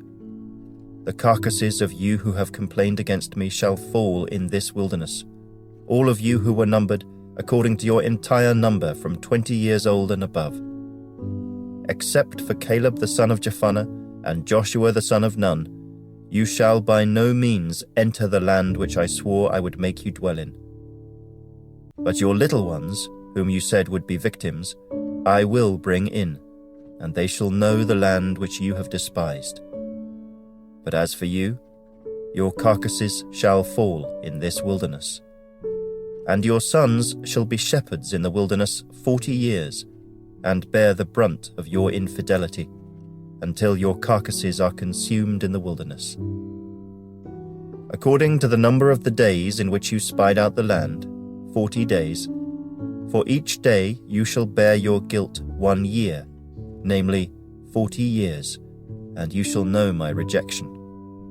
I, the Lord, have spoken this. I will surely do so to all this evil congregation who are gathered together against me. In this wilderness they shall be consumed, and there they shall die. Now the men whom Moses sent to spy out the land, who returned and made all the congregation complain against him, by bringing a bad report of the land, those very men who brought the evil report about the land died by the plague before the Lord. But Joshua the son of Nun and Caleb the son of Jephunneh remained alive, of the men who went to spy out the land. Then Moses told these words to all the children of Israel, and the people mourned greatly. And they rose early in the morning, and went up to the top of the mountain, saying, Here we are, and we will go up to the place which the Lord has promised, for we have sinned. And Moses said, Now why do you transgress the command of the Lord? For this will not succeed. Do not go up, lest you be defeated by your enemies, for the Lord is not among you. For the Amalekites and the Canaanites are there before you, and you shall fall by the sword. Because you have turned away from the Lord will not be with you. But they presumed to go up to the mountaintop. Nevertheless, neither the ark of the covenant of the Lord nor Moses departed from the camp. Then the Amalekites and the Canaanites who dwelt in that mountain came down and attacked them, and drove them back as far as Hormah. Chapter 15. And the Lord spoke to Moses, saying, Speak to the children of Israel, and say to them, When you have come into the land you are to inhabit, which I am giving to you, and you make an offering by fire to the Lord, a burnt offering or a sacrifice, to fulfill a vow or as a free-will offering, or in your appointed feasts, to make a sweet aroma to the Lord from the herd or the flock. Then he who presents his offering to the Lord shall bring a grain offering of 1/10 of an ephah of fine flour mixed with 1/4 of a hin of oil, and 1/4 of a hin of wine as a drink offering you shall prepare with the burnt offering or the sacrifice for each lamb. Or for a ram you shall prepare as a grain offering 2/10 of an ephah of fine flour mixed with 1/3 of a hin of oil. And as a drink offering you shall offer 1/3 of a hin of wine as a sweet aroma to the Lord. And when you prepare a young bull as a burnt offering, or as a sacrifice to fulfill a vow, or as a peace offering to the Lord, then shall be offered with the young bull a grain offering of 3/10 of an ephah of fine flour mixed with 1/2 a hin of oil. And you shall bring as the drink offering 1/2 a hin of wine, as an offering made by fire, a sweet aroma to the Lord. Thus it shall be done for each young bull, for each ram, or for each lamb or young goat. According to the number that you prepare, so you shall do with everyone according to their number. All who are native-born shall do these things in this manner, in presenting an offering made by fire, a sweet aroma to the Lord. And if a stranger dwells with you, or whoever is among you throughout your generations, and would present an offering made by fire, a sweet aroma to the Lord, just as you do, so shall he do. One ordinance shall be for you of the assembly, and for the stranger who dwells with you, an ordinance forever throughout your generations. As you are, so shall the stranger be before the Lord. One law and one custom shall be for you, and for the stranger who dwells with you. Again the Lord spoke to Moses, saying, Speak to the children of Israel, and say to them, When you come into the land to which I bring you, then it will be, when you eat of the bread of the land, that you shall offer up a heave offering to the Lord. You shall offer up a cake of the first of your ground meal as a heave offering. As a heave offering of the threshing floor, so shall you offer it up. Of the first of your ground meal, you shall give to the Lord a heave offering throughout your generations. If you sin unintentionally, and do not observe all these commandments which the Lord has spoken to Moses, all that the Lord has commanded you by the hand of Moses, from the day the Lord gave commandment, and onward throughout your generations, then it will be, if it is unintentionally committed without the knowledge of the congregation, that the whole congregation shall offer one young bull as a burnt offering, as a sweet aroma to the Lord, with its grain offering and its drink offering, according to the ordinance, and one kid of the goats as a sin offering. So the priest shall make atonement for the whole congregation of the children of Israel, and it shall be forgiven them, for it was unintentional. They shall bring their offering, an offering made by fire to the Lord, and their sin offering before the Lord, for their unintended sin. It shall be forgiven the whole congregation of the children of Israel, and the stranger who dwells among them, because all the people did it unintentionally. And if a person sins unintentionally, Then he shall bring a female goat in its first year as a sin offering. So the priest shall make atonement for the person who sins unintentionally, when he sins unintentionally before the Lord, to make atonement for him, and it shall be forgiven him. You shall have one law for him who sins unintentionally, for him who is native born among the children of Israel, and for the stranger who dwells among them. But the person who does anything presumptuously, whether he is native born or a stranger, that one brings reproach on the Lord, and he shall be cut off from among his people. Because he has despised the word of the Lord and has broken his commandment, that person shall be completely cut off. His guilt shall be upon him. Now while the children of Israel were in the wilderness, they found a man gathering sticks on the Sabbath day. And those who found him gathering sticks brought him to Moses and Aaron, and to all the congregation. They put him under guard, because it had not been explained what should be done to him. Then the Lord said to Moses, "The man must surely be put to death. All the congregation shall stone him with stones outside the camp." So, as the Lord commanded Moses, all the congregation brought him outside the camp and stoned him with stones, and he died. Again the Lord spoke to Moses, saying, "Speak to the children of Israel. Tell them to make tassels on the corners of their garments throughout their generations, and to put a blue thread in the tassels of the corners. And you shall have the tassel, that you may look upon it, and remember all the commandments of the Lord, and do them, and that you may not follow the harlotry to which your own heart and your own eyes are inclined, and that you may remember and do all my commandments, and be holy for your God. I am the Lord your God, who brought you out of the land of Egypt, to be your God. I am the Lord your God."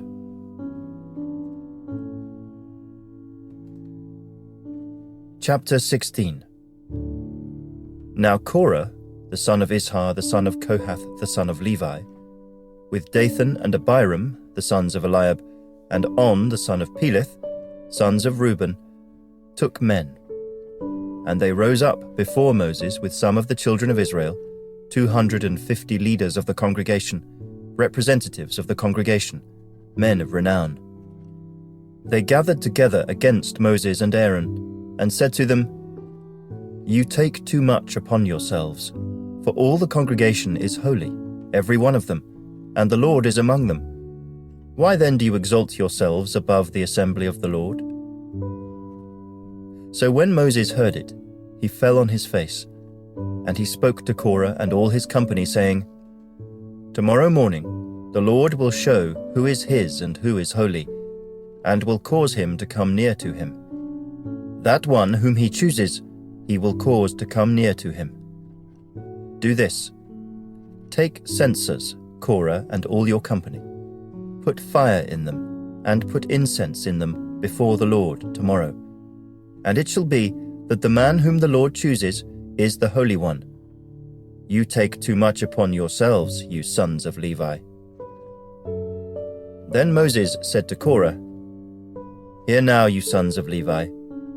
Is it a small thing to you that the God of Israel has separated you from the congregation of Israel, to bring you near to himself, to do the work of the tabernacle of the Lord, and to stand before the congregation to serve them?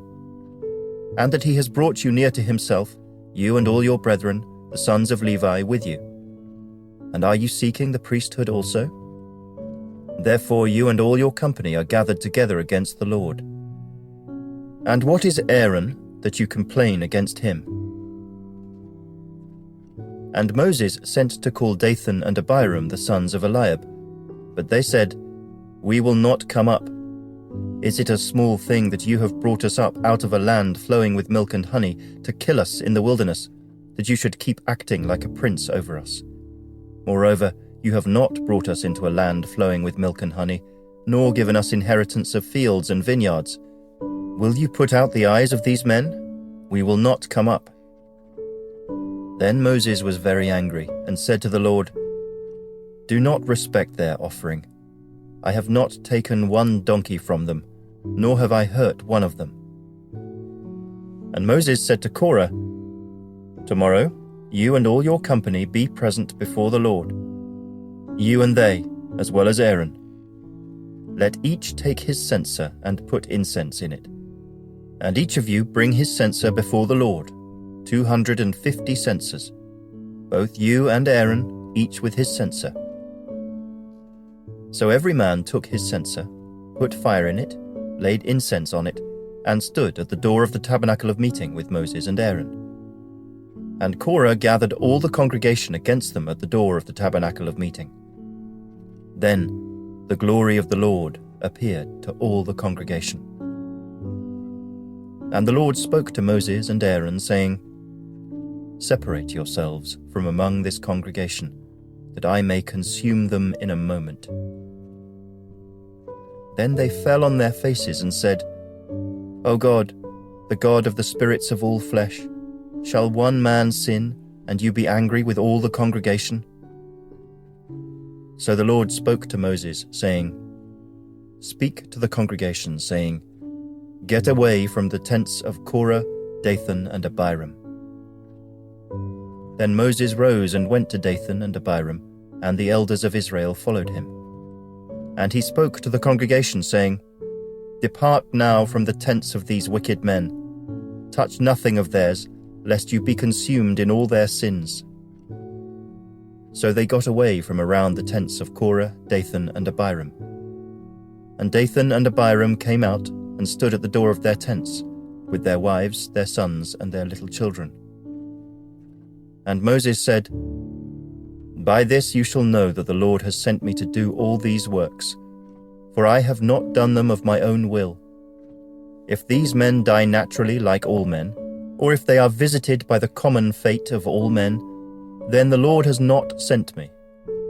But if the Lord creates a new thing, and the earth opens its mouth and swallows them up with all that belongs to them, and they go down alive into the pit, then you will understand that these men have rejected the Lord." Now it came to pass, as he finished speaking all these words, that the ground split apart under them, and the earth opened its mouth and swallowed them up, with their households, and all the men with Korah, with all their goods. So they and all those with them went down alive into the pit. The earth closed over them, and they perished from among the assembly.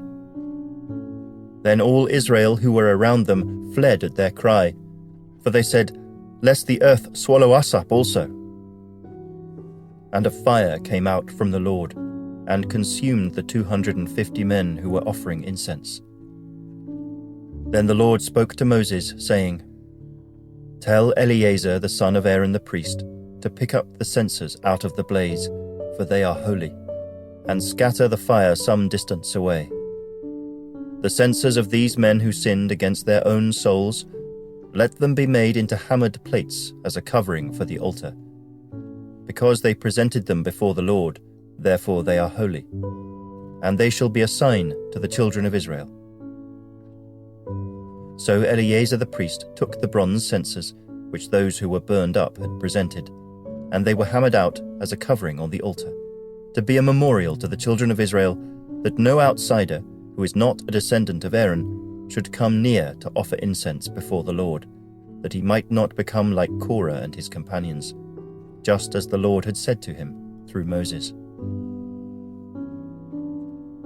On the next day, all the congregation of the children of Israel complained against Moses and Aaron, saying, "You have killed the people of the Lord." Now it happened, when the congregation had gathered against Moses and Aaron, that they turned toward the tabernacle of meeting. And suddenly the cloud covered it, and the glory of the Lord appeared. Then Moses and Aaron came before the tabernacle of meeting. And the Lord spoke to Moses, saying, "Get away from among this congregation, that I may consume them in a moment." And they fell on their faces. So Moses said to Aaron, "Take a censer and put fire in it from the altar, put incense on it, and take it quickly to the congregation and make atonement for them. For wrath has gone out from the Lord. The plague has begun." Then Aaron took it as Moses commanded, and ran into the midst of the assembly. And already the plague had begun among the people. So he put in the incense and made atonement for the people. And he stood between the dead and the living. So the plague was stopped. Now those who died in the plague were 14,700, besides those who died in the Korah incident. So Aaron returned to Moses at the door of the tabernacle of meeting, for the plague had stopped. Chapter 17. And the Lord spoke to Moses, saying, Speak to the children of Israel, and get from them a rod from each father's house, all their leaders according to their father's houses, 12 rods. Write each man's name on his rod. And you shall write Aaron's name on the rod of Levi. For there shall be one rod for the head of each father's house.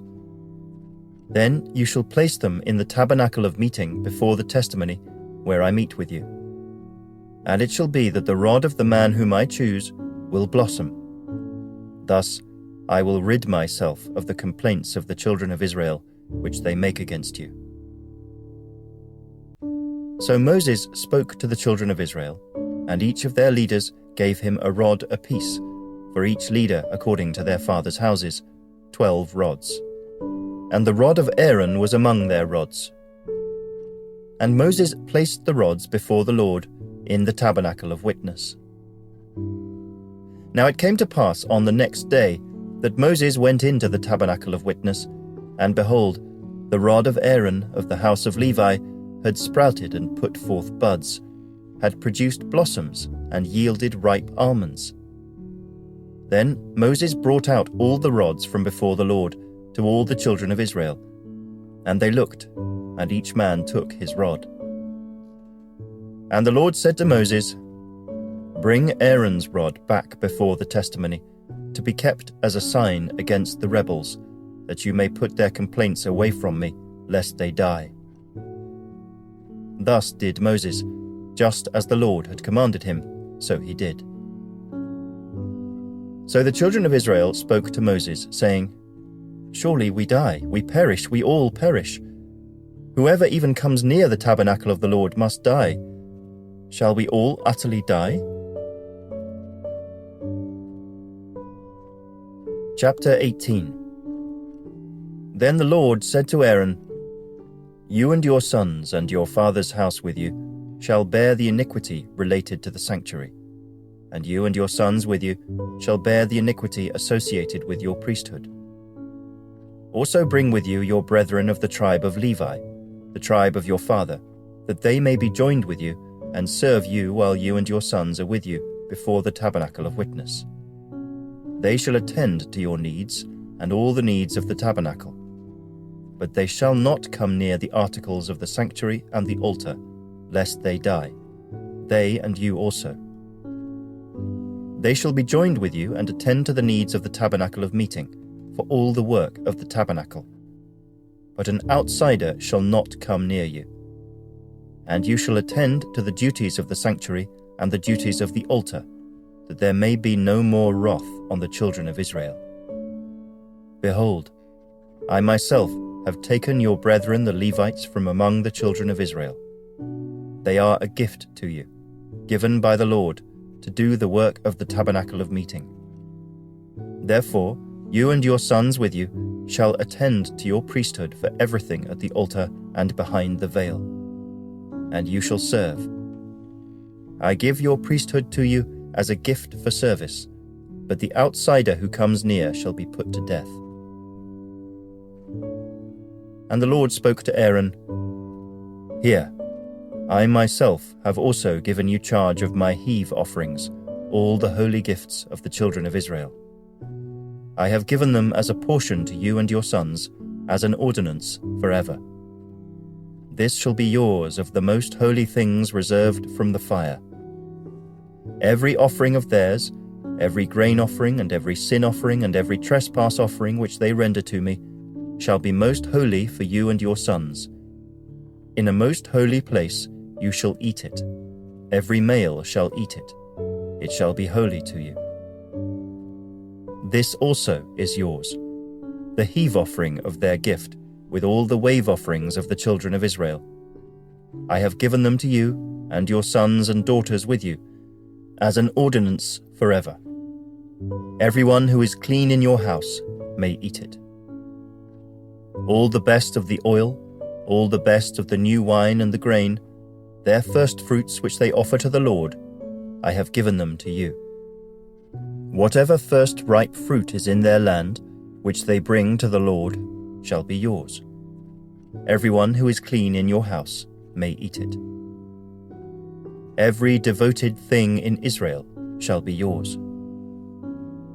Everything that first opens the womb of all flesh, which they bring to the Lord, whether man or beast, shall be yours. Nevertheless, the firstborn of man you shall surely redeem, and the firstborn of unclean animals you shall redeem. And those redeemed of the devoted things you shall redeem when 1 month old, according to your valuation, for 5 shekels of silver, according to the shekel of the sanctuary, which is 20 gerahs. But the firstborn of a cow, the firstborn of a sheep, or the firstborn of a goat you shall not redeem. They are holy. You shall sprinkle their blood on the altar and burn their fat as an offering made by fire for a sweet aroma to the Lord. And their flesh shall be yours, just as the wave breast and the right thigh are yours. All the heave offerings of the holy things which the children of Israel offer to the Lord, I have given to you and your sons and daughters with you as an ordinance forever. It is a covenant of salt forever before the Lord, with you and your descendants with you.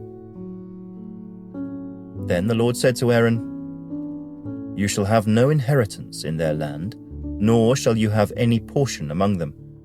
I am your portion and your inheritance among the children of Israel.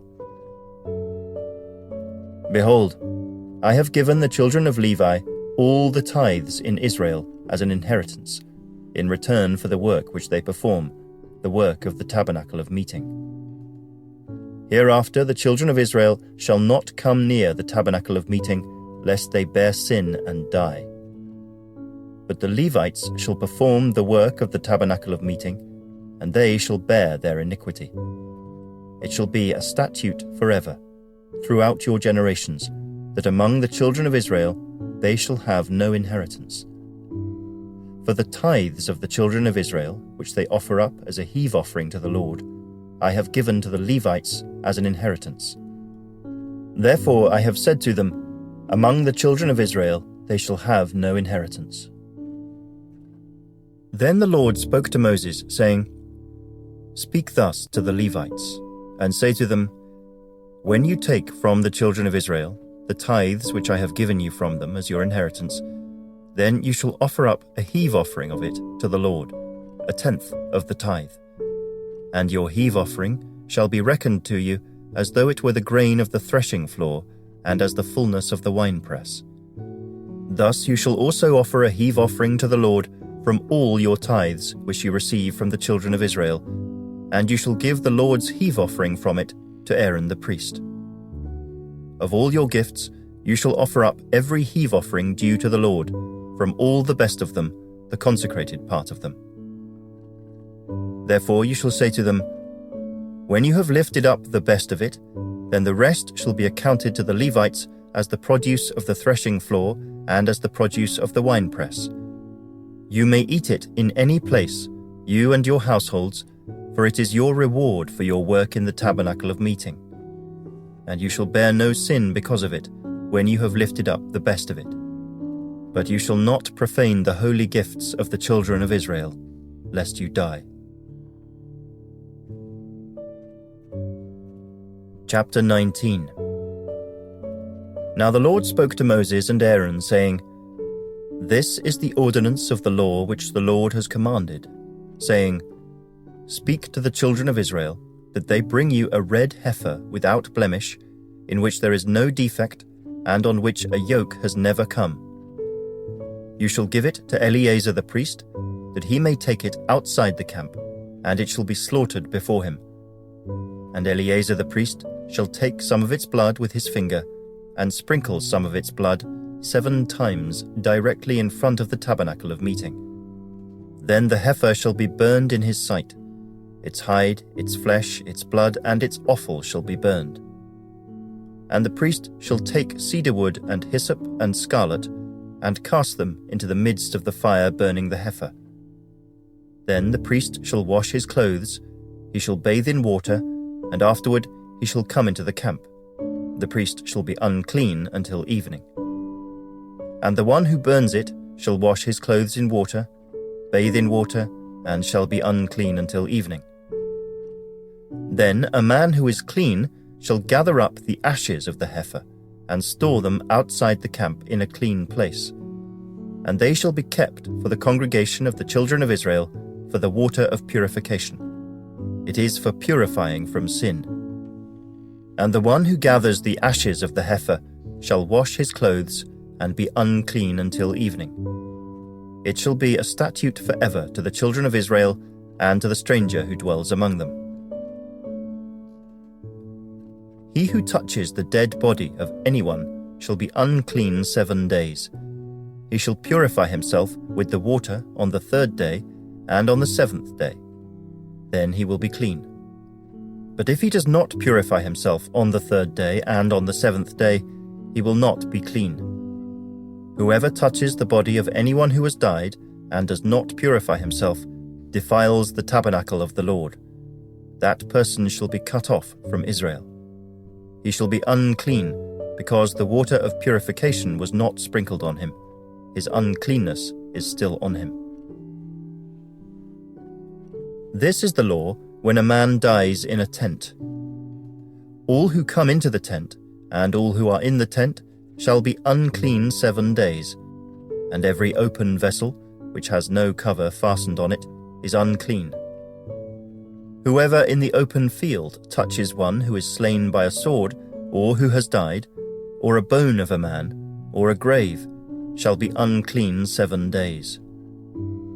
And for an unclean person, they shall take some of the ashes of the heifer, burnt for purification from sin, and running water shall be put on them in a vessel. A clean person shall take hyssop, and dip it in the water, sprinkle it on the tent, on all the vessels, on the persons who were there, or on the one who touched a bone, the slain, the dead, or a grave. The clean person shall sprinkle the unclean on the 3rd day and on the 7th day. And on the 7th day he shall purify himself, wash his clothes, and bathe in water, and at evening he shall be clean. But the man who is unclean and does not purify himself, that person shall be cut off from among the assembly, because he has defiled the sanctuary of the Lord. The water of purification has not been sprinkled on him, he is unclean. It shall be a perpetual statute for them. He who sprinkles the water of purification shall wash his clothes, and he who touches the water of purification shall be unclean until evening. Whatever the unclean person touches shall be unclean, and the person who touches it shall be unclean until evening. Chapter 20. Then the children of Israel, the whole congregation, came into the wilderness of Zin in the 1st month, and the people stayed in Kadesh.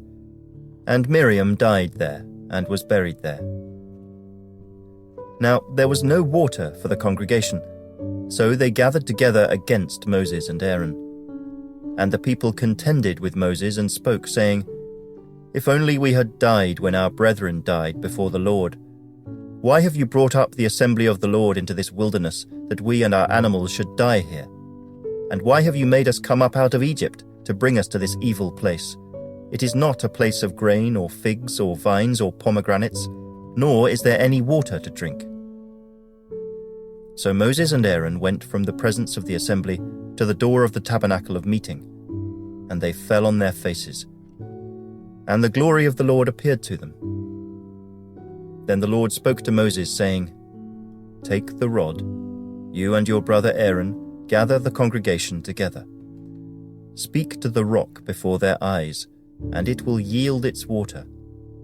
Thus you shall bring water for them out of the rock, and give drink to the congregation and their animals." So Moses took the rod from before the Lord, as he commanded him. And Moses and Aaron gathered the assembly together before the rock. And he said to them, "Hear now, you rebels, must we bring water for you out of this rock?" Then Moses lifted his hand and struck the rock twice with his rod, and water came out abundantly, and the congregation and their animals drank. Then the Lord spoke to Moses and Aaron, "Because you did not believe me, to hallow me in the eyes of the children of Israel, therefore you shall not bring this assembly into the land which I have given them." This was the water of Meribah, because the children of Israel contended with the Lord, and he was hallowed among them. Now Moses sent messengers from Kadesh to the king of Edom. "Thus says your brother Israel, you know all the hardship that has befallen us, how our fathers went down to Egypt, and we dwelt in Egypt a long time, and the Egyptians afflicted us and our fathers. When we cried out to the Lord, he heard our voice, and sent the angel, and brought us up out of Egypt. Now here we are in Kadesh, a city on the edge of your border. Please let us pass through your country. We will not pass through fields or vineyards, nor will we drink water from wells. We will go along the king's highway. We will not turn aside to the right hand or to the left until we have passed through your territory." Then Edom said to him, "You shall not pass through my land, lest I come out against you with the sword." So the children of Israel said to him, "We will go by the highway, and if I or my livestock drink any of your water, then I will pay for it. Let me only pass through on foot, nothing more." Then he said, "You shall not pass through." So Edom came out against them with many men and with a strong hand. Thus Edom refused to give Israel passage through his territory. So Israel turned away from him. Now the children of Israel, the whole congregation, journeyed from Kadesh and came to Mount Hor. And the Lord spoke to Moses and Aaron in Mount Hor by the border of the land of Edom, saying, "Aaron shall be gathered to his people, for he shall not enter the land which I have given to the children of Israel, because you rebelled against my word at the water of Meribah. Take Aaron and Eleazar his son, and bring them up to Mount Hor. And strip Aaron of his garments, and put them on Eleazar his son. For Aaron shall be gathered to his people and die there." So Moses did just as the Lord commanded, and they went up to Mount Hor in the sight of all the congregation.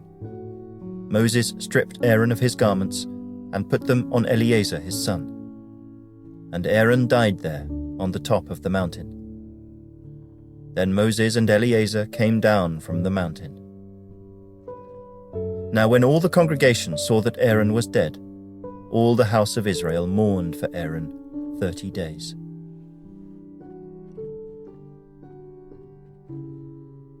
Chapter 21. The king of Arad, the Canaanite, who dwelt in the south, heard that Israel was coming on the road to Atharim. Then he fought against Israel and took some of them prisoners. So Israel made a vow to the Lord and said, "If you will indeed deliver this people into my hand, then I will utterly destroy their cities." And the Lord listened to the voice of Israel and delivered up the Canaanites, and they utterly destroyed them and their cities. So the name of that place was called Hormah. Then they journeyed from Mount Hor by the way of the Red Sea to go around the land of Edom.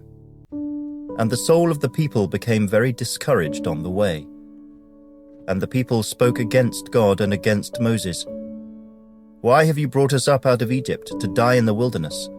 For there is no food and no water, and our soul loathes this worthless bread."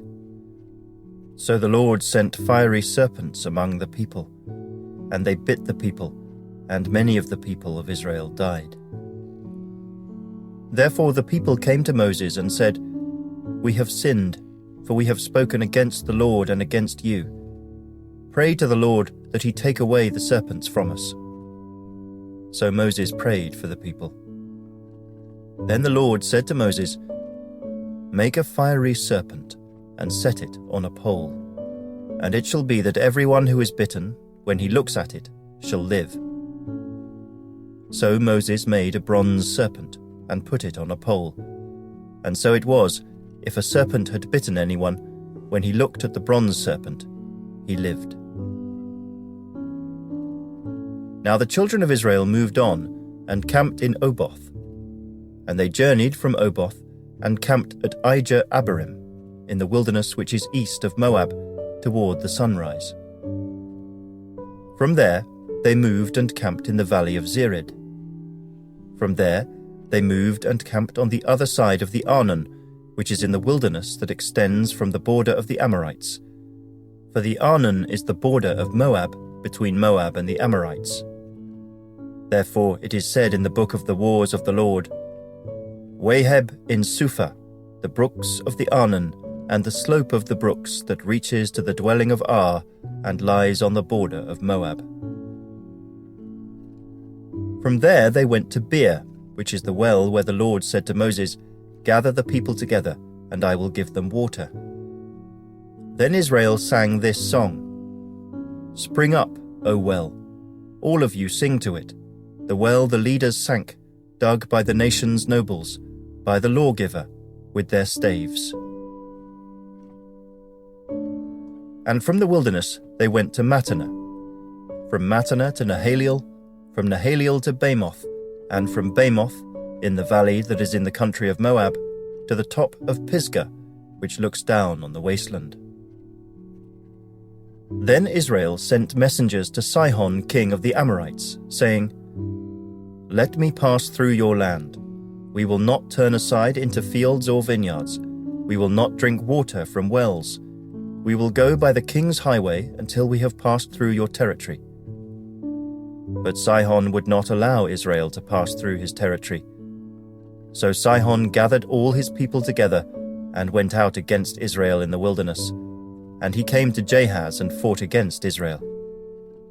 Then Israel defeated him with the edge of the sword, and took possession of his land, from the Arnon to the Jabbok, as far as the people of Ammon. For the border of the people of Ammon was fortified. So Israel took all these cities, and Israel dwelt in all the cities of the Amorites, in Heshbon and in all its villages. For Heshbon was the city of Sihon king of the Amorites, who had fought against the former king of Moab, and had taken all his land from his hand as far as the Arnon. Therefore those who speak in Proverbs say, "Come to Heshbon, let it be built, let the city of Sihon be repaired. For fire went out from Heshbon, a flame from the city of Sihon. It consumed Ar of Moab, the lords of the heights of the Arnon. Woe to you, Moab! You have perished, O people of Chemosh. He has given his sons as fugitives and his daughters into captivity to Sihon king of the Amorites. But we have shot at them. Heshbon has perished as far as Dibon. Then we laid waste as far as Nophah, which reaches to Medeba." Thus Israel dwelt in the land of the Amorites. Then Moses sent to spy out Jazer, and they took its villages and drove out the Amorites who were there. And they turned and went up by the way to Bashan. So Og, king of Bashan, went out against them, he and all his people, to battle at Edrei. Then the Lord said to Moses, "Do not fear him, for I have delivered him into your hand, with all his people and his land. And you shall do to him as you did to Sihon king of the Amorites, who dwelt at Heshbon." So they defeated him, his sons and all his people, until there was no survivor left him, and they took possession of his land. Chapter 22. Then the children of Israel moved and camped in the plains of Moab, on the side of the Jordan across from Jericho. Now Balak the son of Zippor saw all that Israel had done to the Amorites. And Moab was exceedingly afraid of the people, because they were many, and Moab was sick with dread because of the children of Israel. So Moab said to the elders of Midian, "Now this company will lick up everything around us, as an ox licks up the grass of the field." And Balak the son of Zippor was king of the Moabites at that time. Then he sent messengers to Balaam the son of Beor at Pethor, which is near the river in the land of the sons of his people, to call him, saying, "Look, a people has come from Egypt. See, they cover the face of the earth and are settling next to me. Therefore please come at once, curse this people for me, for they are too mighty for me. Perhaps I shall be able to defeat them and drive them out of the land, for I know that he whom you bless is blessed, and he whom you curse is cursed." So the elders of Moab and the elders of Midian departed with the diviner's fee in their hand, and they came to Balaam and spoke to him the words of Balak. And he said to them, "Lodge here tonight, and I will bring back word to you, as the Lord speaks to me." So the princes of Moab stayed with Balaam. Then God came to Balaam and said, "Who are these men with you?" So Balaam said to God, "Balak the son of Zippor, king of Moab, has sent to me, saying, 'Look, a people has come out of Egypt, and they cover the face of the earth. Come now, curse them for me, perhaps I shall be able to overpower them and drive them out.' And God said to Balaam, 'You shall not go with them. You shall not curse the people, for they are blessed.' So Balaam rose in the morning and said to the princes of Balak, 'Go back to your land, for the Lord has refused to give me permission to go with you.' And the princes of Moab rose and went to Balak and said, 'Balaam refuses to come with us.' Then Balak again sent princes, more numerous and more honorable than they. And they came to Balaam and said to him, 'Thus says Balak the son of Zippor, Please let nothing hinder you from coming to me, for I will certainly honor you greatly, and I will do whatever you say to me. Therefore please come, curse this people for me.' Then Balaam answered and said to the servants of Balak, 'Though Balak were to give me his house full of silver and gold, I could not go beyond the word of the Lord my God, to do less or more. Now therefore, please, you also stay here tonight, that I may know what more the Lord will say to me.' And God came to Balaam at night, and said to him, 'If the men come to call you, rise and go with them. But only the word which I speak to you, that you shall do.' So Balaam rose in the morning, saddled his donkey, and went with the princes of Moab. Then God's anger was aroused because he went, and the angel of the Lord took his stand in the way as an adversary against him. And he was riding on his donkey, and his 2 servants were with him. Now the donkey saw the angel of the Lord standing in the way, with his drawn sword in his hand, and the donkey turned aside out of the way and went into the field. So Balaam struck the donkey to turn her back onto the road. Then the angel of the Lord stood in a narrow path between the vineyards, with a wall on this side and a wall on that side. And when the donkey saw the angel of the Lord, she pushed herself against the wall and crushed Balaam's foot against the wall. So he struck her again. Then the angel of the Lord went further and stood in a narrow place where there was no way to turn either to the right hand or to the left. And when the donkey saw the angel of the Lord, she lay down under Balaam. So Balaam's anger was aroused, and he struck the donkey with his staff. Then the Lord opened the mouth of the donkey, and she said to Balaam, "What have I done to you, that you have struck me these 3 times? And Balaam said to the donkey, "Because you have abused me. I wish there were a sword in my hand, for now I would kill you." So the donkey said to Balaam, Am I not your donkey on which you have ridden, ever since I became yours to this day? Was I ever disposed to do this to you?" And he said, "No." Then the Lord opened Balaam's eyes, and he saw the angel of the Lord standing in the way with his drawn sword in his hand, and he bowed his head and fell flat on his face. And the angel of the Lord said to him, "Why have you struck your donkey these 3 times? Behold, I have come out to stand against you, because your way is perverse before me. The donkey saw me and turned aside from me these 3 times. If she had not turned aside from me, surely I would also have killed you by now, and let her live."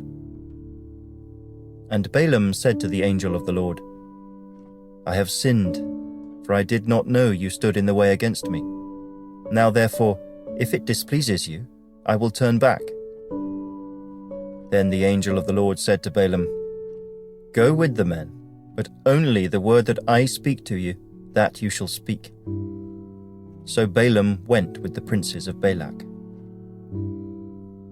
Now when Balak heard that Balaam was coming, he went out to meet him at the city of Moab, which is on the border at the Arnon, the boundary of the territory.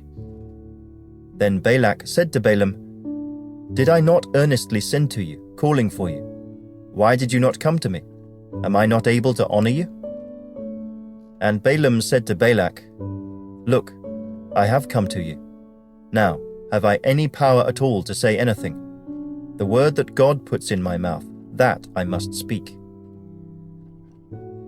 So Balaam went with Balak, and they came to Kirjath-Huzoth. Then Balak offered oxen and sheep, and he sent some to Balaam and to the princes who were with him. So it was the next day that Balak took Balaam and brought him up to the high places of Baal, that from there he might observe the extent of the people. Chapter 23.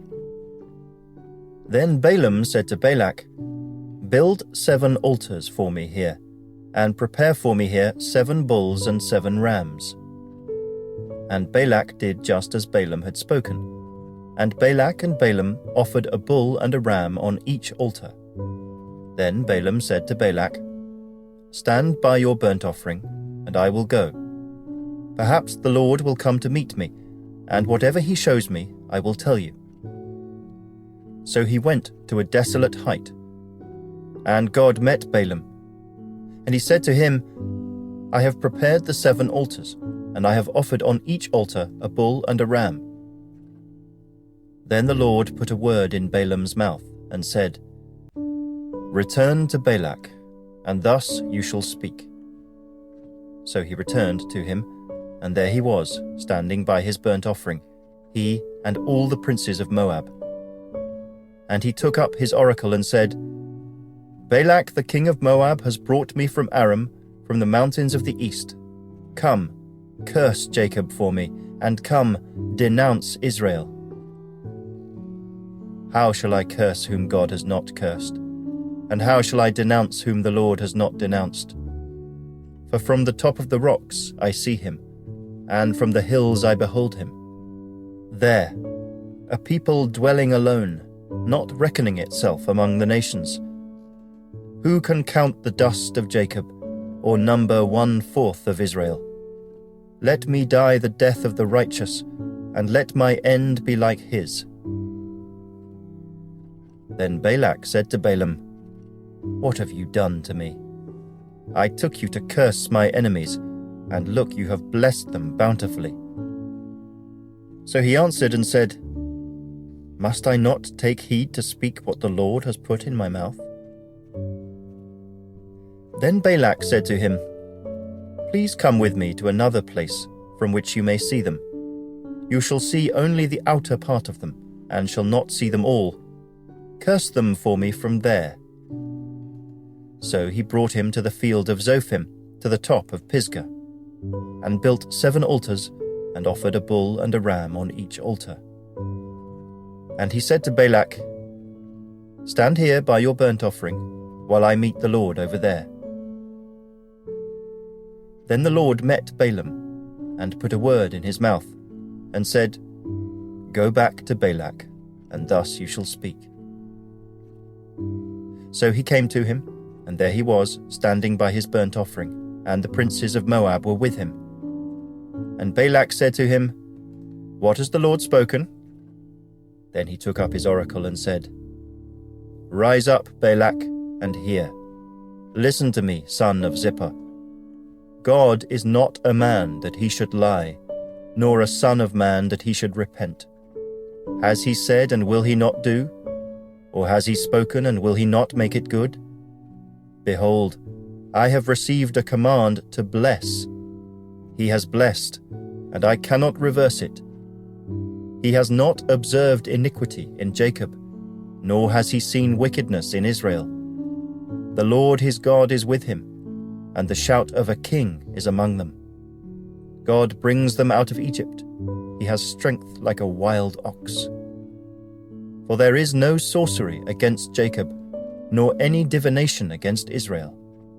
It must now be said of Jacob and of Israel, Oh, what God has done! Look, a people rises like a lioness, and lifts itself up like a lion. It shall not lie down until it devours the prey, and drinks the blood of the slain. Then Balak said to Balaam, Neither curse them at all, nor bless them at all. So Balaam answered and said to Balak, Did I not tell you, saying, All that the Lord speaks, that I must do? Then Balak said to Balaam, Please come, I will take you to another place. Perhaps it will please God that you may curse them for me from there. So Balak took Balaam to the top of Peor, that overlooks the wasteland. Then Balaam said to Balak, Build for me here 7 altars, and prepare for me here 7 bulls and 7 rams. And Balak did as Balaam had said, and offered a bull and a ram on every altar. Chapter 24. Now when Balaam saw that it pleased the Lord to bless Israel, he did not go, as at other times, to seek to use sorcery, but he set his face toward the wilderness. And Balaam raised his eyes, and saw Israel encamped according to their tribes, and the Spirit of God came upon him. Then he took up his oracle and said, The utterance of Balaam the son of Beor, the utterance of the man whose eyes are opened, the utterance of him who hears the words of God, who sees the vision of the Almighty, who falls down with eyes wide open. How lovely are your tents, O Jacob, your dwellings, O Israel, like valleys that stretch out, like gardens by the riverside, like aloes planted by the Lord, like cedars beside the waters. He shall pour water from his buckets, and his seed shall be in many waters. His king shall be higher than Agag, and his kingdom shall be exalted. God brings him out of Egypt. He has strength like a wild ox. He shall consume the nations, his enemies. He shall break their bones and pierce them with his arrows. He bows down, he lies down as a lion, and as a lion, who shall rouse him? Blessed is he who blesses you, and cursed is he who curses you. Then Balak's anger was aroused against Balaam, and he struck his hands together. And Balak said to Balaam, I called you to curse my enemies, and look, you have bountifully blessed them these 3 times. Now therefore flee to your place. I said I would greatly honor you, but in fact the Lord has kept you back from honor. So Balaam said to Balak, Did I not also speak to your messengers whom you sent to me, saying, If Balak were to give me his house full of silver and gold, I could not go beyond the word of the Lord, to do good or bad of my own will. What the Lord says, that I must speak. And now indeed I am going to my people. Come, I will advise you what this people will do to your people in the latter days. So he took up his oracle, and said, The utterance of Balaam the son of Beor, and the utterance of the man whose eyes are opened, the utterance of him who hears the words of God, and has the knowledge of the Most High, who sees the vision of the Almighty, who falls down with eyes wide open. I see him, but not now. I behold him, but not near. A star shall come out of Jacob. A scepter shall rise out of Israel, and batter the brow of Moab, and destroy all the sons of tumult. And Edom shall be a possession. Seir also, his enemies, shall be a possession, while Israel does valiantly.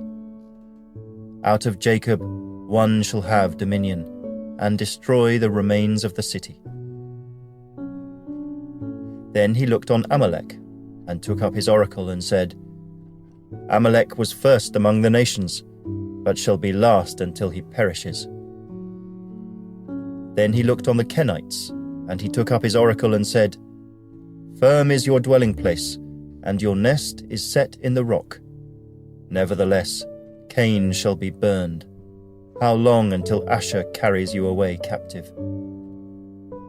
Then he took up his oracle and said, Alas, who shall live when God does this? But ships shall come from the coasts of Cyprus, and they shall afflict Asher and afflict Eber, and so shall Amalek, until he perishes. So Balaam rose and departed, and returned to his place. Balak also went his way.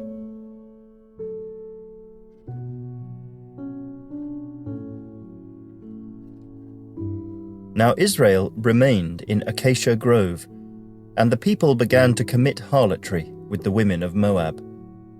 They invited the people to the sacrifices of their gods, and the people ate and bowed down to their gods. So Israel was joined to Baal of Peor, and the anger of the Lord was aroused against Israel. Then the Lord said to Moses, Take all the leaders of the people, and hang the offenders before the Lord, out in the sun, that the fierce anger of the Lord may turn away from Israel. So Moses said to the judges of Israel, Every one of you kill his men who were joined to Baal of Peor. And indeed, one of the children of Israel came and presented to his brethren a Midianite woman in the sight of Moses and in the sight of all the congregation of the children of Israel, who were weeping at the door of the tabernacle of meeting. Now when Phinehas, the son of Eleazar, the son of Aaron the priest, saw it, he rose from among the congregation and took a javelin in his hand. And he went after the man of Israel into the tent, and thrust both of them through, the man of Israel and the woman through her body. So the plague was stopped among the children of Israel. And those who died in the plague were 24,000.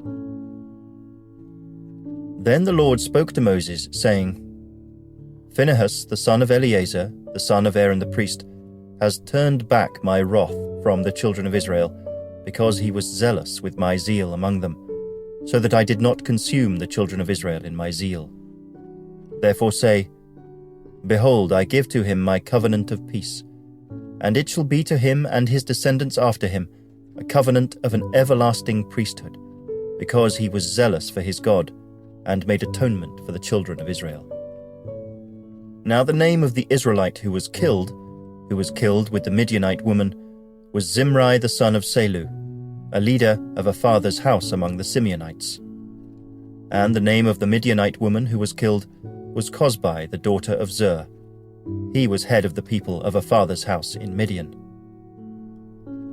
Then the Lord spoke to Moses, saying, Harass the Midianites, and attack them, for they harassed you with their schemes by which they seduced you in the matter of Peor, and in the matter of Cosbi, the daughter of a leader of Midian, their sister, who was killed in the day of the plague because of Peor.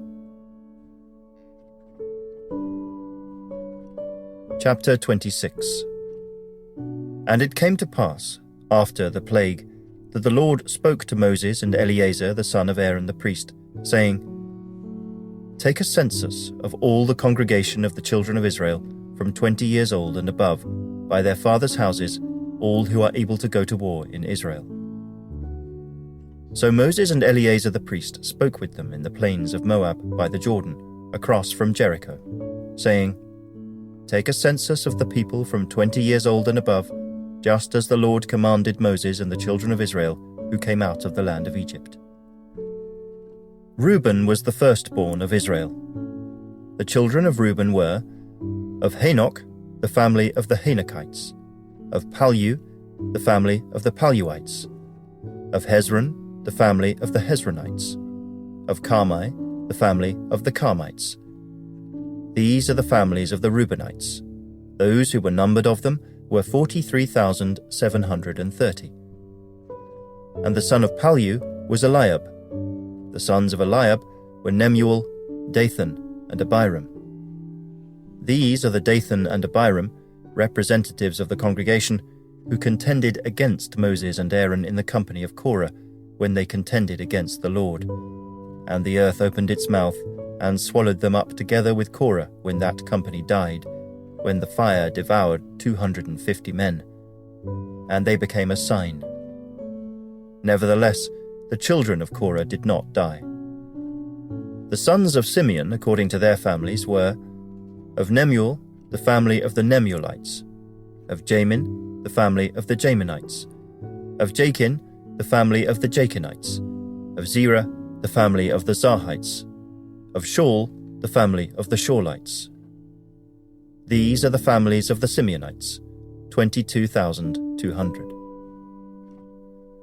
The sons of Gad, according to their families, were, of Zephon, the family of the Zephonites, of Haggi, the family of the Haggites, of Shunai, the family of the Shunites, of Ozni, the family of the Oznites, of Eri, the family of the Erites, of Arod, the family of the Arodites, of Areli, the family of the Arelites. These are the families of the sons of Gad, according to those who were numbered of them, 40,500. The sons of Judah were and Onan, and and Onan died in the land of Canaan. And the sons of Judah, according to their families, were, of Shelah, the family of the Shelonites, of Perez, the family of the Parzites, of Zerah, the family of the Zarhites. And the sons of Perez were, of Hezron, the family of the Hezronites, of Hamel, the family of the Hamelites. These are the families of Judah, according to those who were numbered of them, 76,500. The sons of Issachar, according to their families, were, of Tola, the family of the Tolaites, of Pua, the family of the Punites, of Jashub, the family of the Jashubites, of Shimron, the family of the Shimronites. These are the families of Issachar, according to those who were numbered of them, 64,300. The sons of Zebulun, according to their families, were, of Sered, the family of the Sardites, of Elon, the family of the Elonites, of Jaleel, the family of the Jaleelites. These are the families of the Zebulunites, according to those who were numbered of them, 60,500. The sons of Joseph, according to their families by Manasseh and Ephraim, were, the sons of Manasseh, of Machir, the family of the Machirites, and Machir begot Gilead, of Gilead, the family of the Gileadites. These are the sons of Gilead, of Jeezer, the family of the Jeezerites, of Helik, the family of the Helikites, of Asriel, the family of the Asrielites, of Shechem, the family of the Shechemites, of Shemida, the family of the Shemidaites, of Hepher, the family of the Hepherites. Now Zelophehad, the son of Hepher, had no sons, but daughters, and the names of the daughters of Zelophehad were Mahlah, Noah, Hoglah, Milcah, and Tirzah.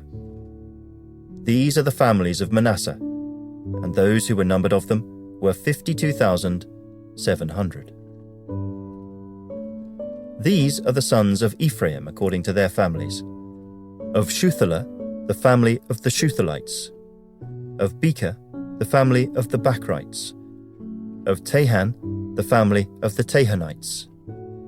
And these are the sons of Shuthelah, of Iran, the family of the Iranites.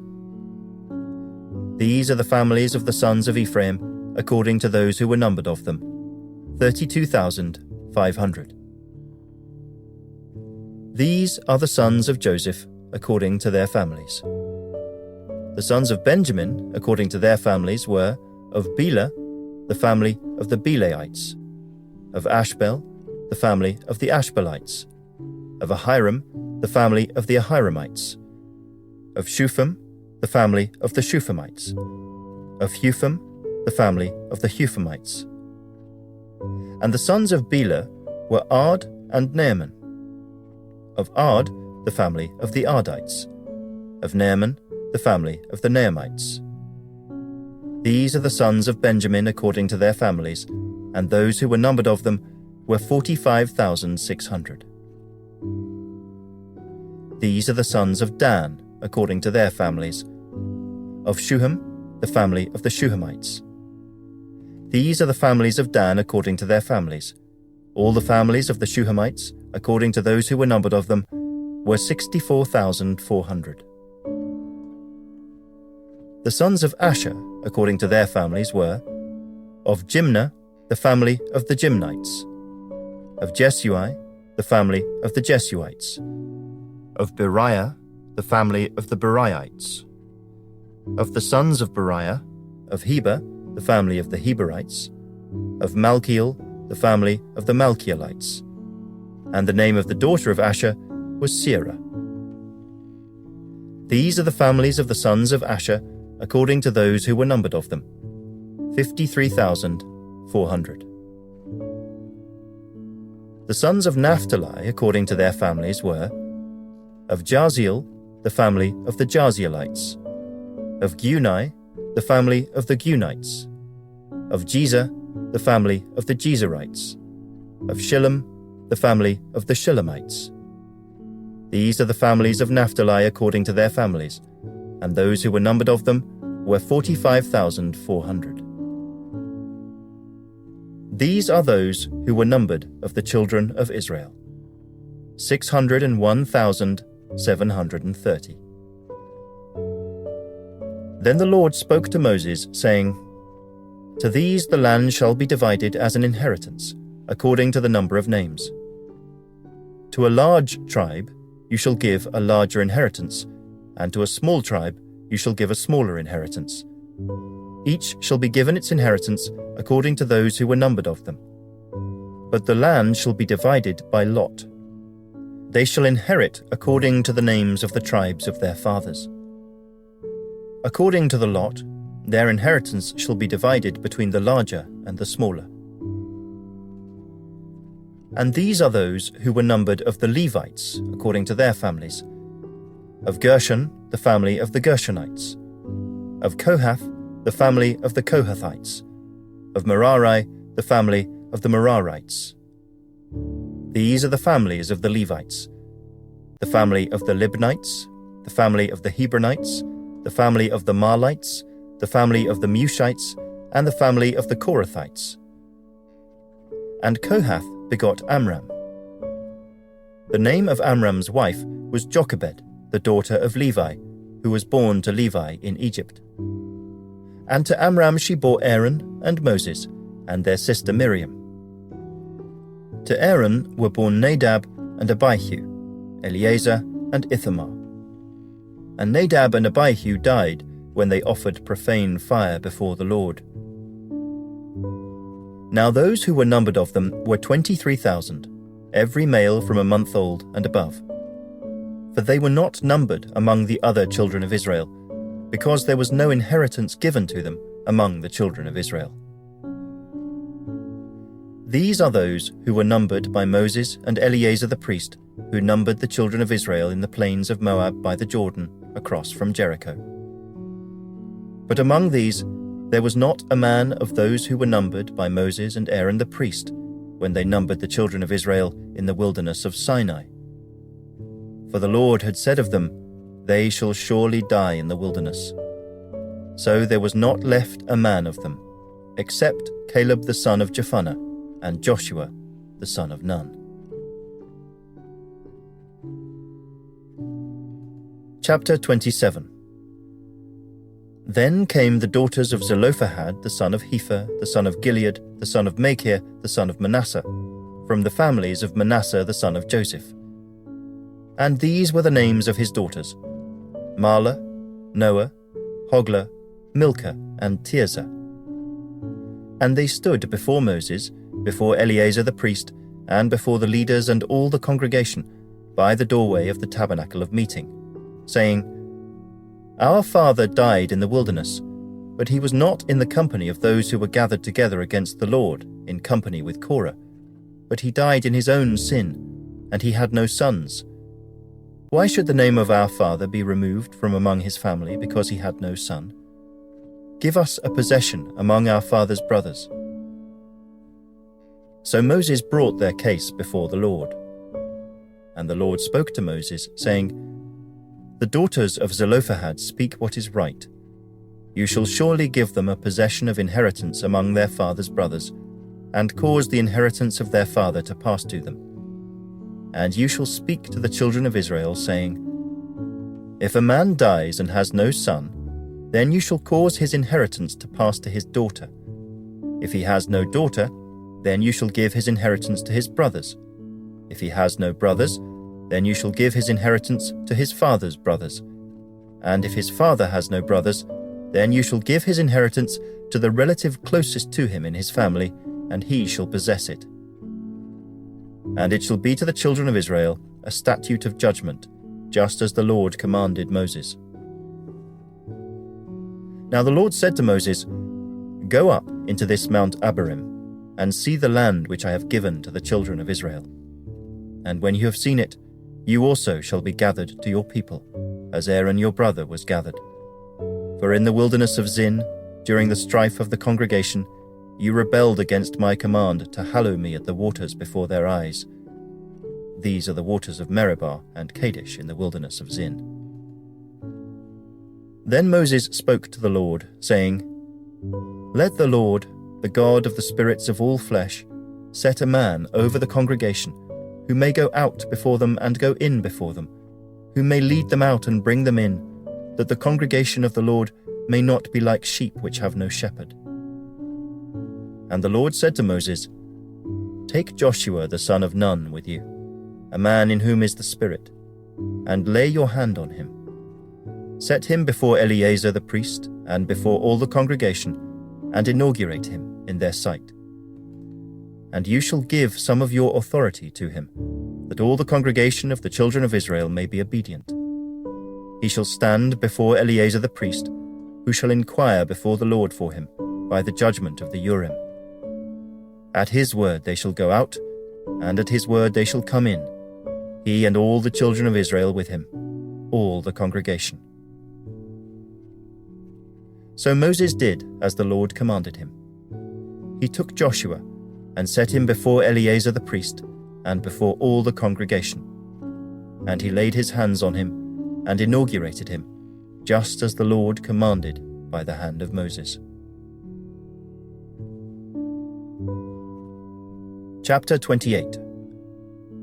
Now the Lord spoke to Moses, saying, Command the children of Israel, and say to them, My offering, my food for my offerings made by fire as a sweet aroma to me, you shall be careful to offer to me at their appointed time. And you shall say to them, This is the offering made by fire, which you shall offer to the Lord. 2 male lambs in their first year without blemish, day by day, as a regular burnt offering. The one lamb you shall offer in the morning, the other lamb you shall offer in the evening, and 1/10 of an ephah of fine flour as a grain offering, mixed with 1/4 of a hin of pressed oil. It is a regular burnt offering, which was ordained at Mount Sinai for a sweet aroma, an offering made by fire to the Lord. And its drink offering shall be 1/4 of a hin for each lamb. In a holy place you shall pour out the drink to the Lord as an offering. The other lamb you shall offer in the evening. As the morning grain offering and its drink offering, you shall offer it as an offering made by fire, a sweet aroma to the Lord. And on the Sabbath day, 2 lambs in their first year without blemish, and 2/10 of an ephah of fine flour as a grain offering, mixed with oil, with its drink offering. This is the burnt offering for every Sabbath, besides the regular burnt offering with its drink offering. At the beginnings of your months, you shall present a burnt offering to the Lord: 2 young bulls, 1 ram, and 7 lambs in their first year without blemish. 3/10 of an ephah of fine flour as a grain offering, mixed with oil for each bull. 2/10 of an ephah of fine flour as a grain offering mixed with oil for the 1 ram. And 1/10 of an ephah of fine flour mixed with oil as a grain offering for each lamb, as a burnt offering of sweet aroma, an offering made by fire to the Lord. Their drink offering shall be half a hin of wine for a bull, 1/3 of a hin for a ram, and 1/4 of a hin for a lamb. This is the burnt offering for each month throughout the months of the year. Also, 1 kid of the goats as a sin offering to the Lord shall be offered, besides the regular burnt offering and its drink offering. On the 14th day of the first month is the Passover of the Lord, and on the 15th day of this month is the feast. Unleavened bread shall be eaten for 7 days. On the first day you shall have a holy convocation. You shall do no customary work. And you shall present an offering made by fire as a burnt offering to the Lord: 2 young bulls, 1 ram, and 7 lambs in their first year. Be sure they are without blemish. Their grain offering shall be of fine flour mixed with oil. 3/10 of an ephah you shall offer for a bull, and 2/10 for a ram. You shall offer 1/10 of an ephah for each of the 7 lambs. Also 1 goat as a sin offering to make atonement for you. You shall offer these besides the burnt offering of the morning, which is for a regular burnt offering. In this manner you shall offer the food of the offering made by fire daily for 7 days as a sweet aroma to the Lord. It shall be offered besides the regular burnt offering and its drink offering. And on the 7th day you shall have a holy convocation. You shall do no customary work. Also on the day of the first fruits, when you bring a new grain offering to the Lord at your feast of weeks, you shall have a holy convocation. You shall do no customary work. You shall present a burnt offering as a sweet aroma to the Lord: 2 young bulls, 1 ram, and 7 lambs in their first year, with their grain offering of fine flour mixed with oil. 3/10 of an ephah for each bull, 2/10 for the 1 ram, and 1/10 for each of the 7 lambs. Also 1 kid of the goats to make atonement for you. Be sure they are without blemish. You shall present them with their drink offerings, besides the regular burnt offering with its grain offering.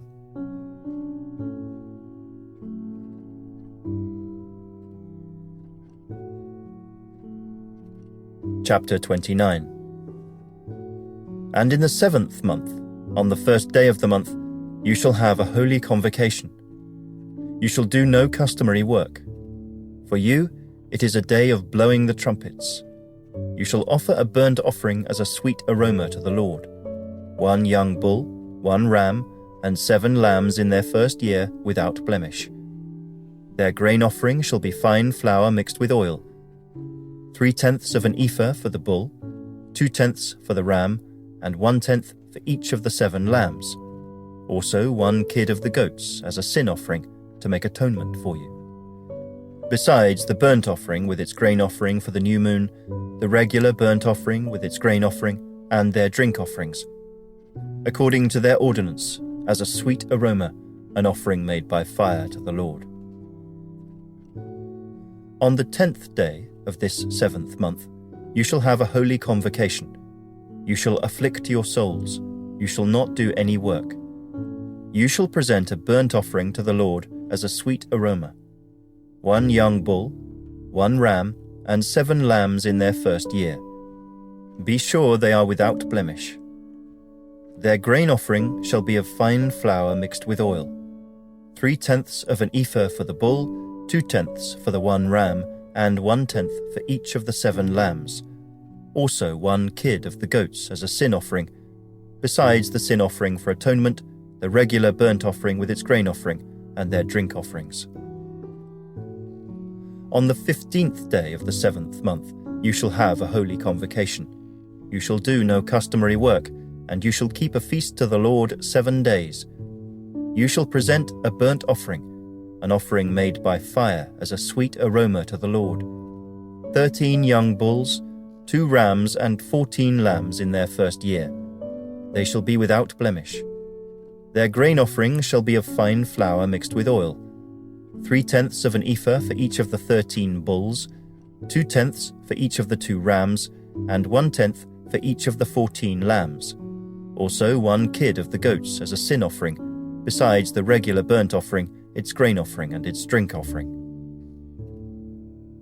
On the 2nd day, present 12 young bulls, 2 rams, 14 lambs in their first year without blemish, and their grain offering and their drink offerings, for the bulls, for the rams, and for the lambs, by their number, according to the ordinance. Also 1 kid of the goats as a sin offering, besides the regular burnt offering with its grain offering, and their drink offerings. On the 3rd day, present 11 bulls, 2 rams, 14 lambs in their first year without blemish, and their grain offering and their drink offerings for the bulls, for the rams, and for the lambs, by their number, according to the ordinance. Also 1 goat as a sin offering, besides the regular burnt offering, its grain offering, and its drink offering. On the 4th day, present 10 bulls, 2 rams, and 14 lambs in their first year without blemish, and their grain offering and their drink offerings for the bulls, for the rams, and for the lambs, by their number, according to the ordinance. Also 1 kid of the goats as a sin offering, besides the regular burnt offering, its grain offering, and its drink offering. On the 5th day, present 9 bulls, 2 rams, and 14 lambs in their first year without blemish, and their grain offering and their drink offerings for the bulls, for the rams, and for the lambs, by their number, according to the ordinance. Also 1 goat as a sin offering, besides the regular burnt offering, its grain offering, and its drink offering. On the 6th day, present 8 bulls, 2 rams, and 14 lambs in their first year without blemish, and their grain offering and their drink offerings for the bulls, for the rams, and for the lambs, by their number, according to the ordinance. Also 1 goat as a sin offering, besides the regular burnt offering, its grain offering, and its drink offering. On the 7th day, present 7 bulls, 2 rams, and 14 lambs in their first year without blemish, and their grain offering and their drink offerings for the bulls, for the rams, and for the lambs, by their number, according to the ordinance. Also 1 goat as a sin offering, besides the regular burnt offering, its grain offering, and its drink offering. On the 8th day, you shall have a sacred assembly. You shall do no customary work. You shall present a burnt offering, an offering made by fire as a sweet aroma to the Lord. 1 bull, 1 ram, 7 lambs in their first year without blemish, and their grain offering and their drink offerings for the bull, for the ram, and for the lambs, by their number, according to the ordinance. Also 1 goat as a sin offering, besides the regular burnt offering, its grain offering, and its drink offering. These you shall present to the Lord at your appointed feasts, besides your vowed offerings and your freewill offerings, as your burnt offerings and your grain offerings, as your drink offerings and your peace offerings. So Moses told the children of Israel everything, just as the Lord commanded Moses. Chapter 30. Then Moses spoke to the heads of the tribes concerning the children of Israel, saying, This is the thing which the Lord has commanded. If a man makes a vow to the Lord, or swears an oath to bind himself by some agreement, he shall not break his word. He shall do according to all that proceeds out of his mouth. Or if a woman makes a vow to the Lord, and binds herself by some agreement while in her father's house in her youth, and her father hears her vow, and the agreement by which she has bound herself, and her father holds his peace, then all her vows shall stand, and every agreement with which she has bound herself shall stand. But if her father overrules her on the day that he hears, then none of her vows, nor her agreements by which she has bound herself, shall stand. And the Lord will release her, because her father overruled her. If indeed she takes a husband, while bound by her vows or by a rash utterance from her lips by which she bound herself, and her husband hears it, and makes no response to her on the day that he hears, then her vows shall stand, and her agreements by which she bound herself shall stand. But if her husband overrules her on the day that he hears it, he shall make void her vow which she took and what she uttered with her lips, by which she bound herself, and the Lord will release her. Also, any vow of a widow or a divorced woman by which she has bound herself shall stand against her. If she vowed in her husband's house, or bound herself by an agreement with an oath, and her husband heard it, and made no response to her, and did not overrule her, then all her vows shall stand, and every agreement by which she bound herself shall stand. But if her husband truly made them void on the day he heard them, then whatever proceeded from her lips concerning her vows, or concerning the agreement binding her, it shall not stand. Her husband has made them void, and the Lord will release her. Every vow and every binding oath to afflict her soul, her husband may confirm it, or her husband may make it void. Now if her husband makes no response whatever to her from day to day, then he confirms all her vows or all the agreements that bind her. He confirms them because he made no response to her on the day that he heard them. But if he does make them void after he has heard them, then he shall bear her guilt. These are the statutes which the Lord commanded Moses between a man and his wife, and between a father and his daughter in her youth in her father's house. Chapter 31. And the Lord spoke to Moses, saying, Take vengeance on the Midianites for the children of Israel. Afterward, you shall be gathered to your people. So Moses spoke to the people, saying, Arm some of yourselves for war, and let them go against the Midianites to take vengeance for the Lord on Midian. 1,000 from each tribe of all the tribes of Israel you shall send to the war. So there were recruited from the divisions of Israel 1,000 from each tribe, 12,000 armed for war. Then Moses sent them to the war, 1,000 from each tribe. He sent them to the war with Phinehas the son of Eleazar the priest, with the holy articles and the signal trumpets in his hand. And they warred against the Midianites, just as the Lord commanded Moses, and they killed all the males. They killed the kings of Midian with the rest of those who were killed, Evi, Rechem, Zur, Hur, and Reba, the 5 kings of Midian. Balaam the son of Beor they also killed with the sword. And the children of Israel took the women of Midian captive with their little ones, and took as spoil all their cattle, all their flocks, and all their goods. They also burned with fire all the cities where they dwelt, and all their forts. And they took all the spoil and all the booty of man and beast. Then they brought the captives, the booty, and the spoil to Moses, to Eleazar the priest, and to the congregation of the children of Israel, to the camp in the plains of Moab, by the Jordan, across from Jericho. And Moses, Eleazar the priest, and all the leaders of the congregation went to meet them outside the camp. But Moses was angry with the officers of the army, with the captains over thousands and captains over hundreds who had come from the battle. And Moses said to them, Have you kept all the women alive? Look, these women caused the children of Israel, through the counsel of Balaam, to trespass against the Lord in the incident of Peor, and there was a plague among the congregation of the Lord. Now therefore kill every male among the little ones, and kill every woman who has known a man intimately. But keep alive for yourselves all the young girls who have not known a man intimately. And as for you, remain outside the camp 7 days. Whoever has killed any person, and whoever has touched any slain, purify yourselves and your captives on the 3rd day and on the 7th day. Purify every garment, everything made of leather, everything woven of goat's hair, and everything made of wood.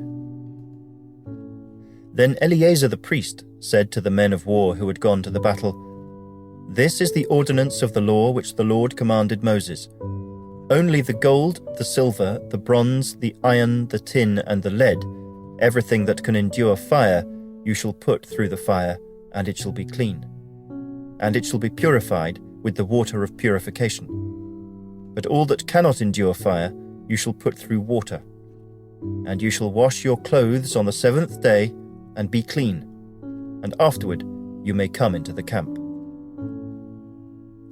Now the Lord spoke to Moses, saying, "Count up the plunder that was taken, of man and beast, you and Eleazar the priest and the chief fathers of the congregation, and divide the plunder into 2 parts, between those who took part in the war, who went out to battle, and all the congregation.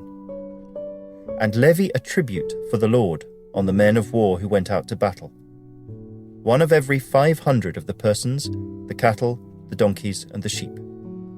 Take it from their half, and give it to Eleazar the priest as a heave offering to the Lord. And from the children of Israel's half, you shall take 1 of every 50, drawn from the persons, the cattle, the donkeys, and the sheep, from all the livestock, and give them to the Levites who keep charge of the tabernacle of the Lord." So Moses and Eleazar the priest did as the Lord commanded Moses. The booty remaining from the plunder which the men of war had taken was 675,000 sheep, 72,000 cattle, 61,000 donkeys, and 32,000 persons in all, of women who had not known a man intimately. And the half, the portion for those who had gone out to war, was in number 337,500 sheep, and the Lord's tribute of the sheep was 675. The cattle were 36,000, of which the Lord's tribute was 72. The donkeys were 30,500, of which the Lord's tribute was 61. The persons were 16,000, of which the Lord's tribute was 32 persons. So Moses gave the tribute which was the Lord's heave offering to Eleazar the priest, as the Lord commanded Moses. And from the children of Israel's half, which Moses separated from the men who fought, now the half belonging to the congregation was 337,500 sheep, 36,000 cattle, 30,500 donkeys, and 16,000 persons. And from the children of Israel's half, Moses took 1 of every 50, drawn from man and beast, and gave them to the Levites, who kept charge of the tabernacle of the Lord, as the Lord commanded Moses.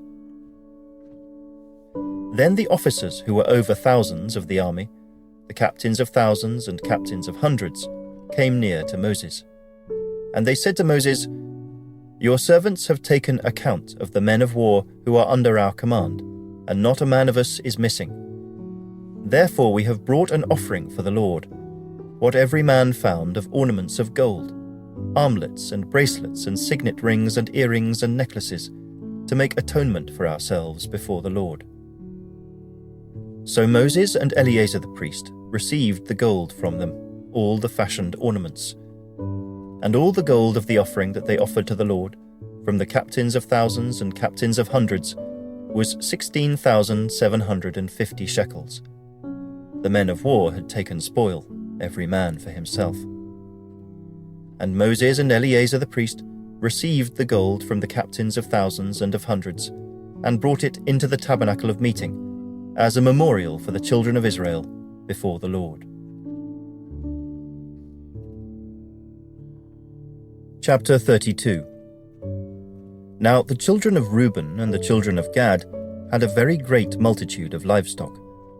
And when they saw the land of Jazer and the land of Gilead, that indeed the region was a place for livestock, the children of Gad and the children of Reuben came and spoke to Moses, to Eleazar the priest and to the leaders of the congregation, saying, Ataroth, Dibon, Jazer, Nimrah, Heshbon, Elealeh, Shebam, Nebo, and Beon, the country which the Lord defeated before the congregation of Israel, is a land for livestock, and your servants have livestock.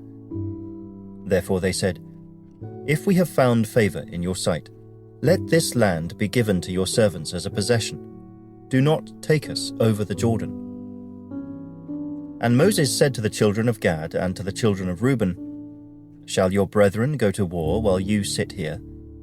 Now why will you discourage the heart of the children of Israel from going over into the land which the Lord has given them? Thus your fathers did when I sent them away from Kadesh Barnea to see the land.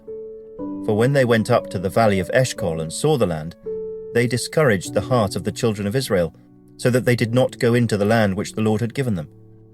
So the Lord's anger was aroused on that day, and he swore an oath, saying, Surely none of the men who came up from Egypt from 20 years old and above shall see the land of which I swore to Abraham, Isaac, and Jacob, because they have not wholly followed me, except Caleb the son of Jephunneh the Kenizzite, and Joshua the son of Nun, for they have wholly followed the Lord.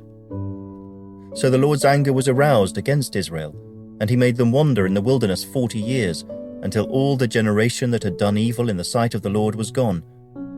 And look, you have risen in your father's place, a brood of sinful men, to increase still more the fierce anger of the Lord against Israel.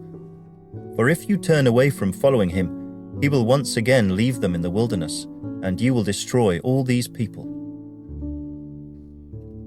Then they came near to him and said, We will build sheepfolds here for our livestock, and cities for our little ones. But we ourselves will be armed, ready to go before the children of Israel until we have brought them to their place. And our little ones will dwell in the fortified cities because of the inhabitants of the land. We will not return to our homes until every one of the children of Israel has received his inheritance. For we will not inherit with them on the other side of the Jordan and beyond, because our inheritance has fallen to us on this eastern side of the Jordan. Then Moses said to them, If you do this thing, if you arm yourselves before the Lord for the war, and all your armed men cross over the Jordan before the Lord, until he has driven out his enemies from before him, and the land is subdued before the Lord, then afterward you may return and be blameless before the Lord and before Israel. And this land shall be your possession before the Lord. But if you do not do so, then take note, you have sinned against the Lord, and be sure your sin will find you out. Build cities for your little ones, and folds for your sheep, and do what has proceeded out of your mouth. And the children of Gad and the children of Reuben spoke to Moses, saying, Your servants will do as my Lord commands. Our little ones, our wives, our flocks, and all our livestock will be there in the cities of Gilead. But your servants will cross over, every man armed for war, before the Lord to battle, just as my Lord says. So Moses gave command concerning them to Eleazar the priest, to Joshua the son of Nun, and to the chief fathers of the tribes of the children of Israel. And Moses said to them, If the children of Gad and the children of Reuben cross over the Jordan with you, every man armed for battle before the Lord, and the land is subdued before you, then you shall give them the land of Gilead as a possession. But if they do not cross over armed with you, they shall have possessions among you in the land of Canaan. Then the children of Gad and the children of Reuben answered, saying, As the Lord has said to your servants, so we will do. We will cross over armed before the Lord into the land of Canaan, but the possession of our inheritance shall remain with us on this side of the Jordan. So Moses gave to the children of Gad, to the children of Reuben, and to half the tribe of Manasseh the son of Joseph, the kingdom of Sihon king of the Amorites, and the kingdom of Og king of Bashan, the land with its cities within the borders, the cities of the surrounding country. And the children of Gad built Dibon and Ataroth and Aroah, Atroth and Shophan and Jazer and Jogbehar, Beth Nimrah and Beth Haran, fortified cities, and folds for sheep. And the children of Reuben built Heshbon, and Elealeh, and Kirjathaim, Nebo, and Baal-meon, their names being changed, and Shibmah. And they gave other names to the cities which they built. And the children of Machir, the son of Manasseh, went to Gilead and took it, and dispossessed the Amorites who were in it. So Moses gave Gilead to Machir the son of Manasseh, and he dwelt in it. Also Jair the son of Manasseh went and took its small towns, and called them Havoth-Jair. Then Nobah went and took Kenath and its villages, and he called it Nobah, after his own name. Chapter 33. These are the journeys of the children of Israel who went out of the land of Egypt by their armies under the hand of Moses and Aaron. Now Moses wrote down the starting points of their journeys at the command of the Lord. And these are their journeys according to their starting points. They departed from Ramesses in the first month, on the 15th day of the first month. On the day after the Passover, the children of Israel went out with boldness in the sight of all the Egyptians. For the Egyptians were burying all their firstborn, whom the Lord had killed among them. Also on their gods the Lord had executed judgments. Then the children of Israel moved from Ramesses and camped at Succoth. They departed from Succoth and camped at Etham, which is on the edge of the wilderness. They moved from Etham and turned back to Pi-hahiroth, which is east of Baal-zephon, and they camped near Migdol. They departed from before Hahiroth and passed through the midst of the sea into the wilderness, went 3 days' journey in the wilderness of Etham, and camped at Marah. They moved from Marah and came to Elim. At Elim were 12 springs of water and 70 palm trees, so they camped there. They moved from Elim and camped by the Red Sea. They moved from the Red Sea and camped in the wilderness of Sin. They journeyed from the wilderness of Sin and camped at Dophkah. They departed from Dophkah and camped at Alush. They moved from Alush and camped at Rephidim, where there was no water for the people to drink. They departed from Rephidim and camped in the wilderness of Sinai. They moved from the wilderness of Sinai and camped at Kibroth-Hattaavah. They departed from Kibroth-Hattaavah and camped at Hazeroth. They departed from Hazeroth and camped at Rithmah. They departed from Rithmah and camped at Rimmon-Perez. They departed from Rimmon-Perez and camped at Libnah.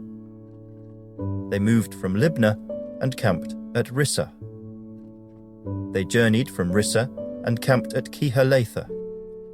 They went from Kehalatha and camped at Mount Shepha. They moved from Mount Shepha and camped at Haradah. They moved from Haradah and camped at Makheloth. They moved from Makheloth and camped at Tahath.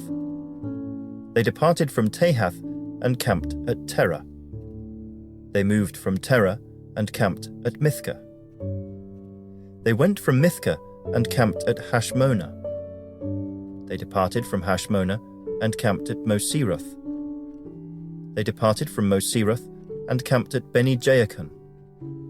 They moved from Beni-Jaakon and camped at Hor-Haggidgad. They went from Hor-Haggidgad and camped at Jotbathah. They moved from Jotbathah and camped at Abrona. They departed from Abrona and camped at Ezion-Geber. They moved from Ezion-Geber and camped in the wilderness of Zin, which is Kadesh. They moved from Kadesh and camped at Mount Hor, on the boundary of the land of Edom. Then Aaron the priest went up to Mount Hor at the command of the Lord, and died there in the 40th year after the children of Israel had come out of the land of Egypt, on the first day of the 5th month. Aaron was 123 years old when he died on Mount Hor. Now the king of Arad, the Canaanite, who dwelt in the south in the land of Canaan, heard of the coming of the children of Israel. So they departed from Mount Hor and camped at Zalmonah. They departed from Zalmonah and camped at Punon. They departed from Punon and camped at Oboth. They departed from Oboth and camped at Ijah-Abarim, at the border of Moab. They departed from Ijim and camped at Dibon-Gad. They moved from Dibon-Gad and camped at Almon-Diblathaim. They moved from Almon-Diblathaim and camped in the mountains of Abarim before Nebo.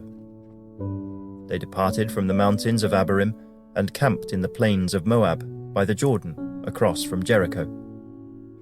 They camped by the Jordan from Beth Jesimoth as far as the Abel Acacia Grove in the plains of Moab. Now the Lord spoke to Moses in the plains of Moab by the Jordan, across from Jericho, saying, "Speak to the children of Israel and say to them, When you have crossed the Jordan into the land of Canaan, then you shall drive out all the inhabitants of the land from before you, destroy all their engraved stones, destroy all their moulded images, and demolish all their high places.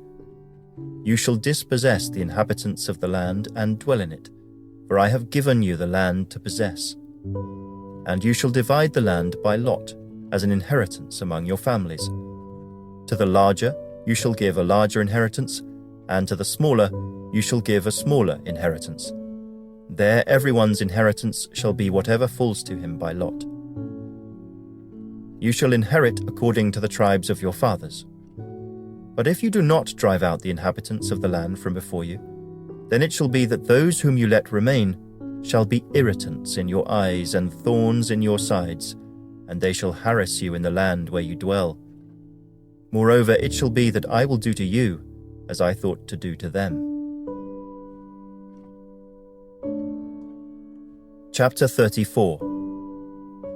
Then the Lord spoke to Moses, saying, "Command the children of Israel, and say to them, When you come into the land of Canaan, this is the land that shall fall to you as an inheritance, the land of Canaan to its boundaries. Your southern border shall be from the wilderness of Zin along the border of Edom.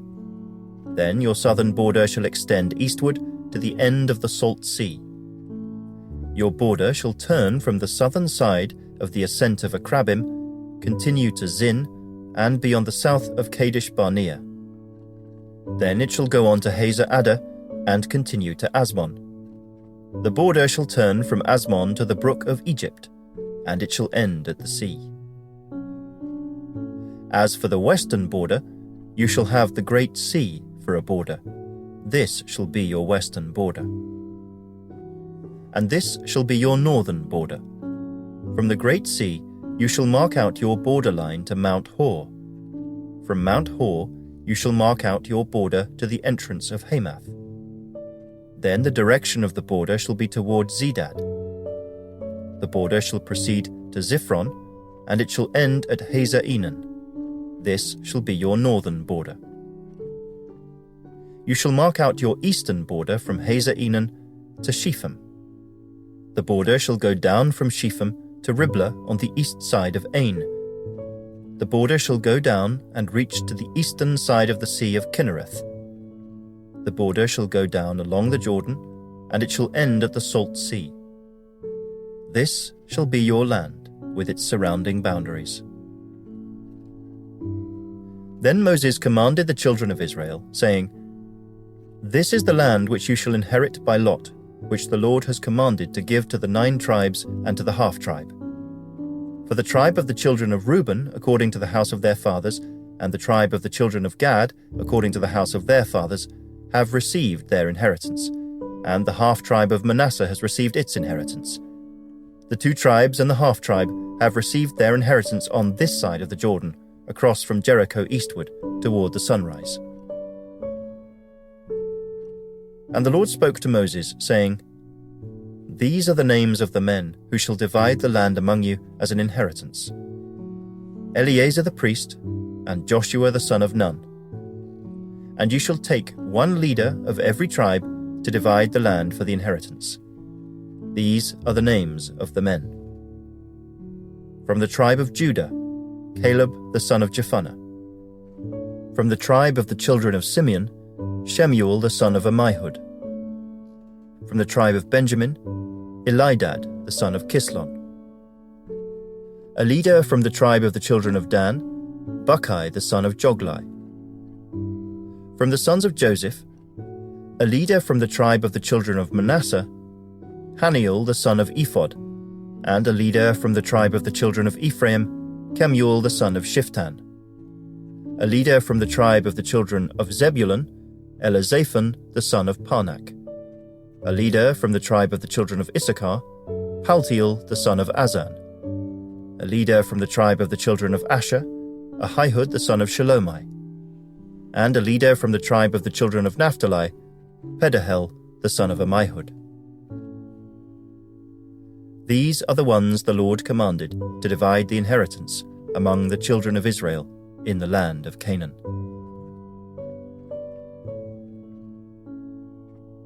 Chapter 35. And the Lord spoke to Moses in the plains of Moab by the Jordan across from Jericho, saying, Command the children of Israel that they give the Levites cities to dwell in from the inheritance of their possession. And you shall also give the Levites common land around the cities. They shall have the cities to dwell in, and their common land shall be for their cattle, for their herds, and for all their animals. The common land of the cities which you will give the Levites shall extend from the wall of the city outward 1,000 cubits all around. And you shall measure outside the city on the east side 2,000 cubits, on the south side 2,000 cubits, on the west side 2,000 cubits, and on the north side 2,000 cubits. The city shall be in the middle. This shall belong to them as common land for the cities.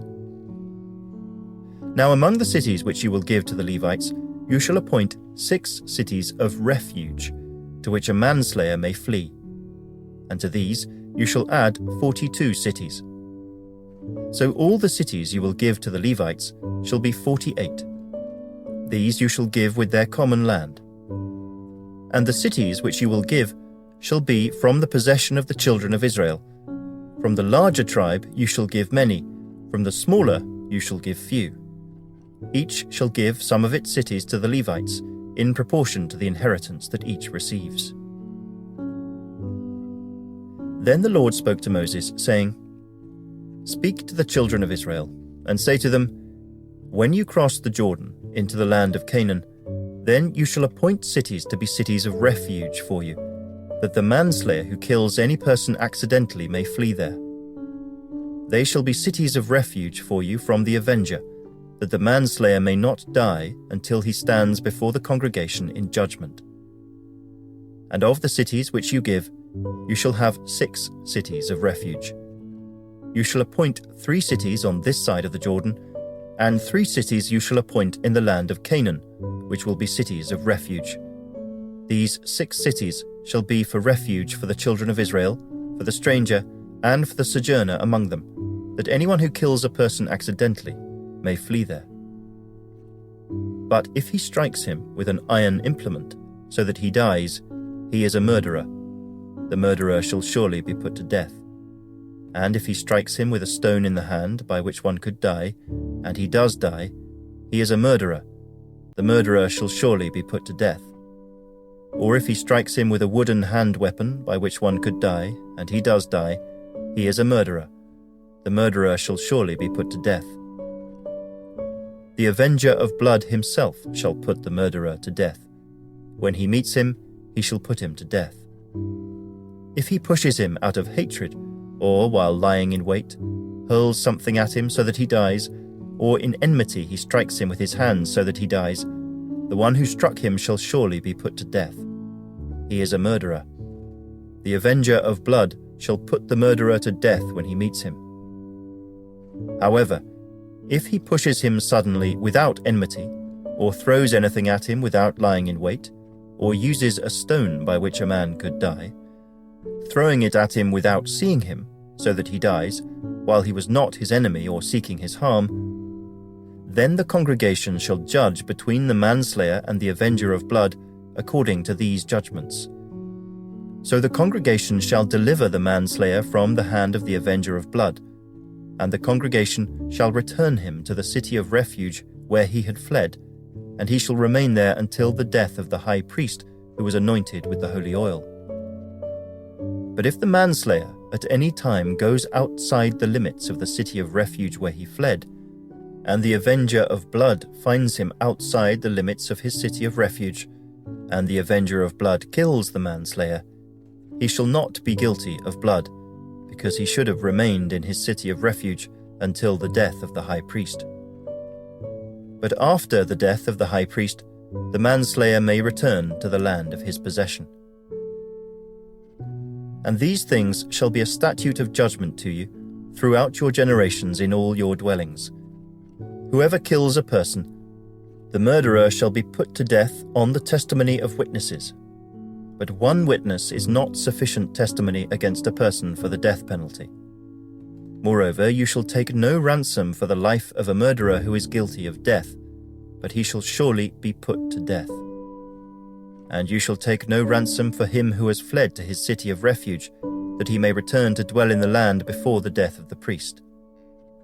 So you shall not pollute the land where you are. For blood defiles the land, and no atonement can be made for the land, for the blood that is shed on it, except by the blood of him who shed it. Therefore do not defile the land which you inhabit, in the midst of which I dwell. For I, the Lord, dwell among the children of Israel.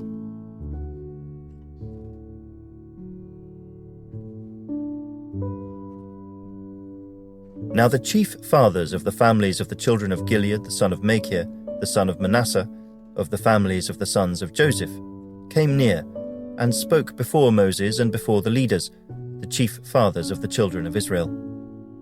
And they said, The Lord commanded my lord Moses to give the land as an inheritance by lot to the children of Israel. And my lord was commanded by the Lord to give the inheritance of our brother Zelophehad to his daughters. Now if they are married to any of the sons of the other tribes of the children of Israel, then their inheritance will be taken from the inheritance of our fathers, and it will be added to the inheritance of the tribe into which they marry. So it will be taken from the lot of our inheritance. And when the Jubilee of the children of Israel comes, then their inheritance will be added to the inheritance of the tribe into which they marry. So their inheritance will be taken away from the inheritance of the tribe of our fathers. Then Moses commanded the children of Israel according to the word of the Lord, saying, What the tribe of the sons of Joseph speaks is right. This is what the Lord commands concerning the daughters of Zelophehad, saying, Let them marry whom they think best, but they may marry only within the family of their father's tribe. So the inheritance of the children of Israel shall not change hands from tribe to tribe, for every one of the children of Israel shall keep the inheritance of the tribe of his fathers. And every daughter who possesses an inheritance in any tribe of the children of Israel shall be the wife of one of the family of her father's tribe, so that the children of Israel each may possess the inheritance of his fathers. Thus no inheritance shall change hands from one tribe to another, but every tribe of the children of Israel shall keep its own inheritance. Just as the Lord commanded Moses, so did the daughters of Zelophehad. For Mahlah, Tirzah, Hoglah, Milcah, and Noah, the daughters of Zelophehad, were married to the sons of their father's brothers. They were married into the families of the children of Manasseh the son of Joseph, and their inheritance remained in the tribe of their father's family. These are the commandments and the judgments which the Lord commanded the children of Israel by the hand of Moses, in the plains of Moab by the Jordan, across from Jericho.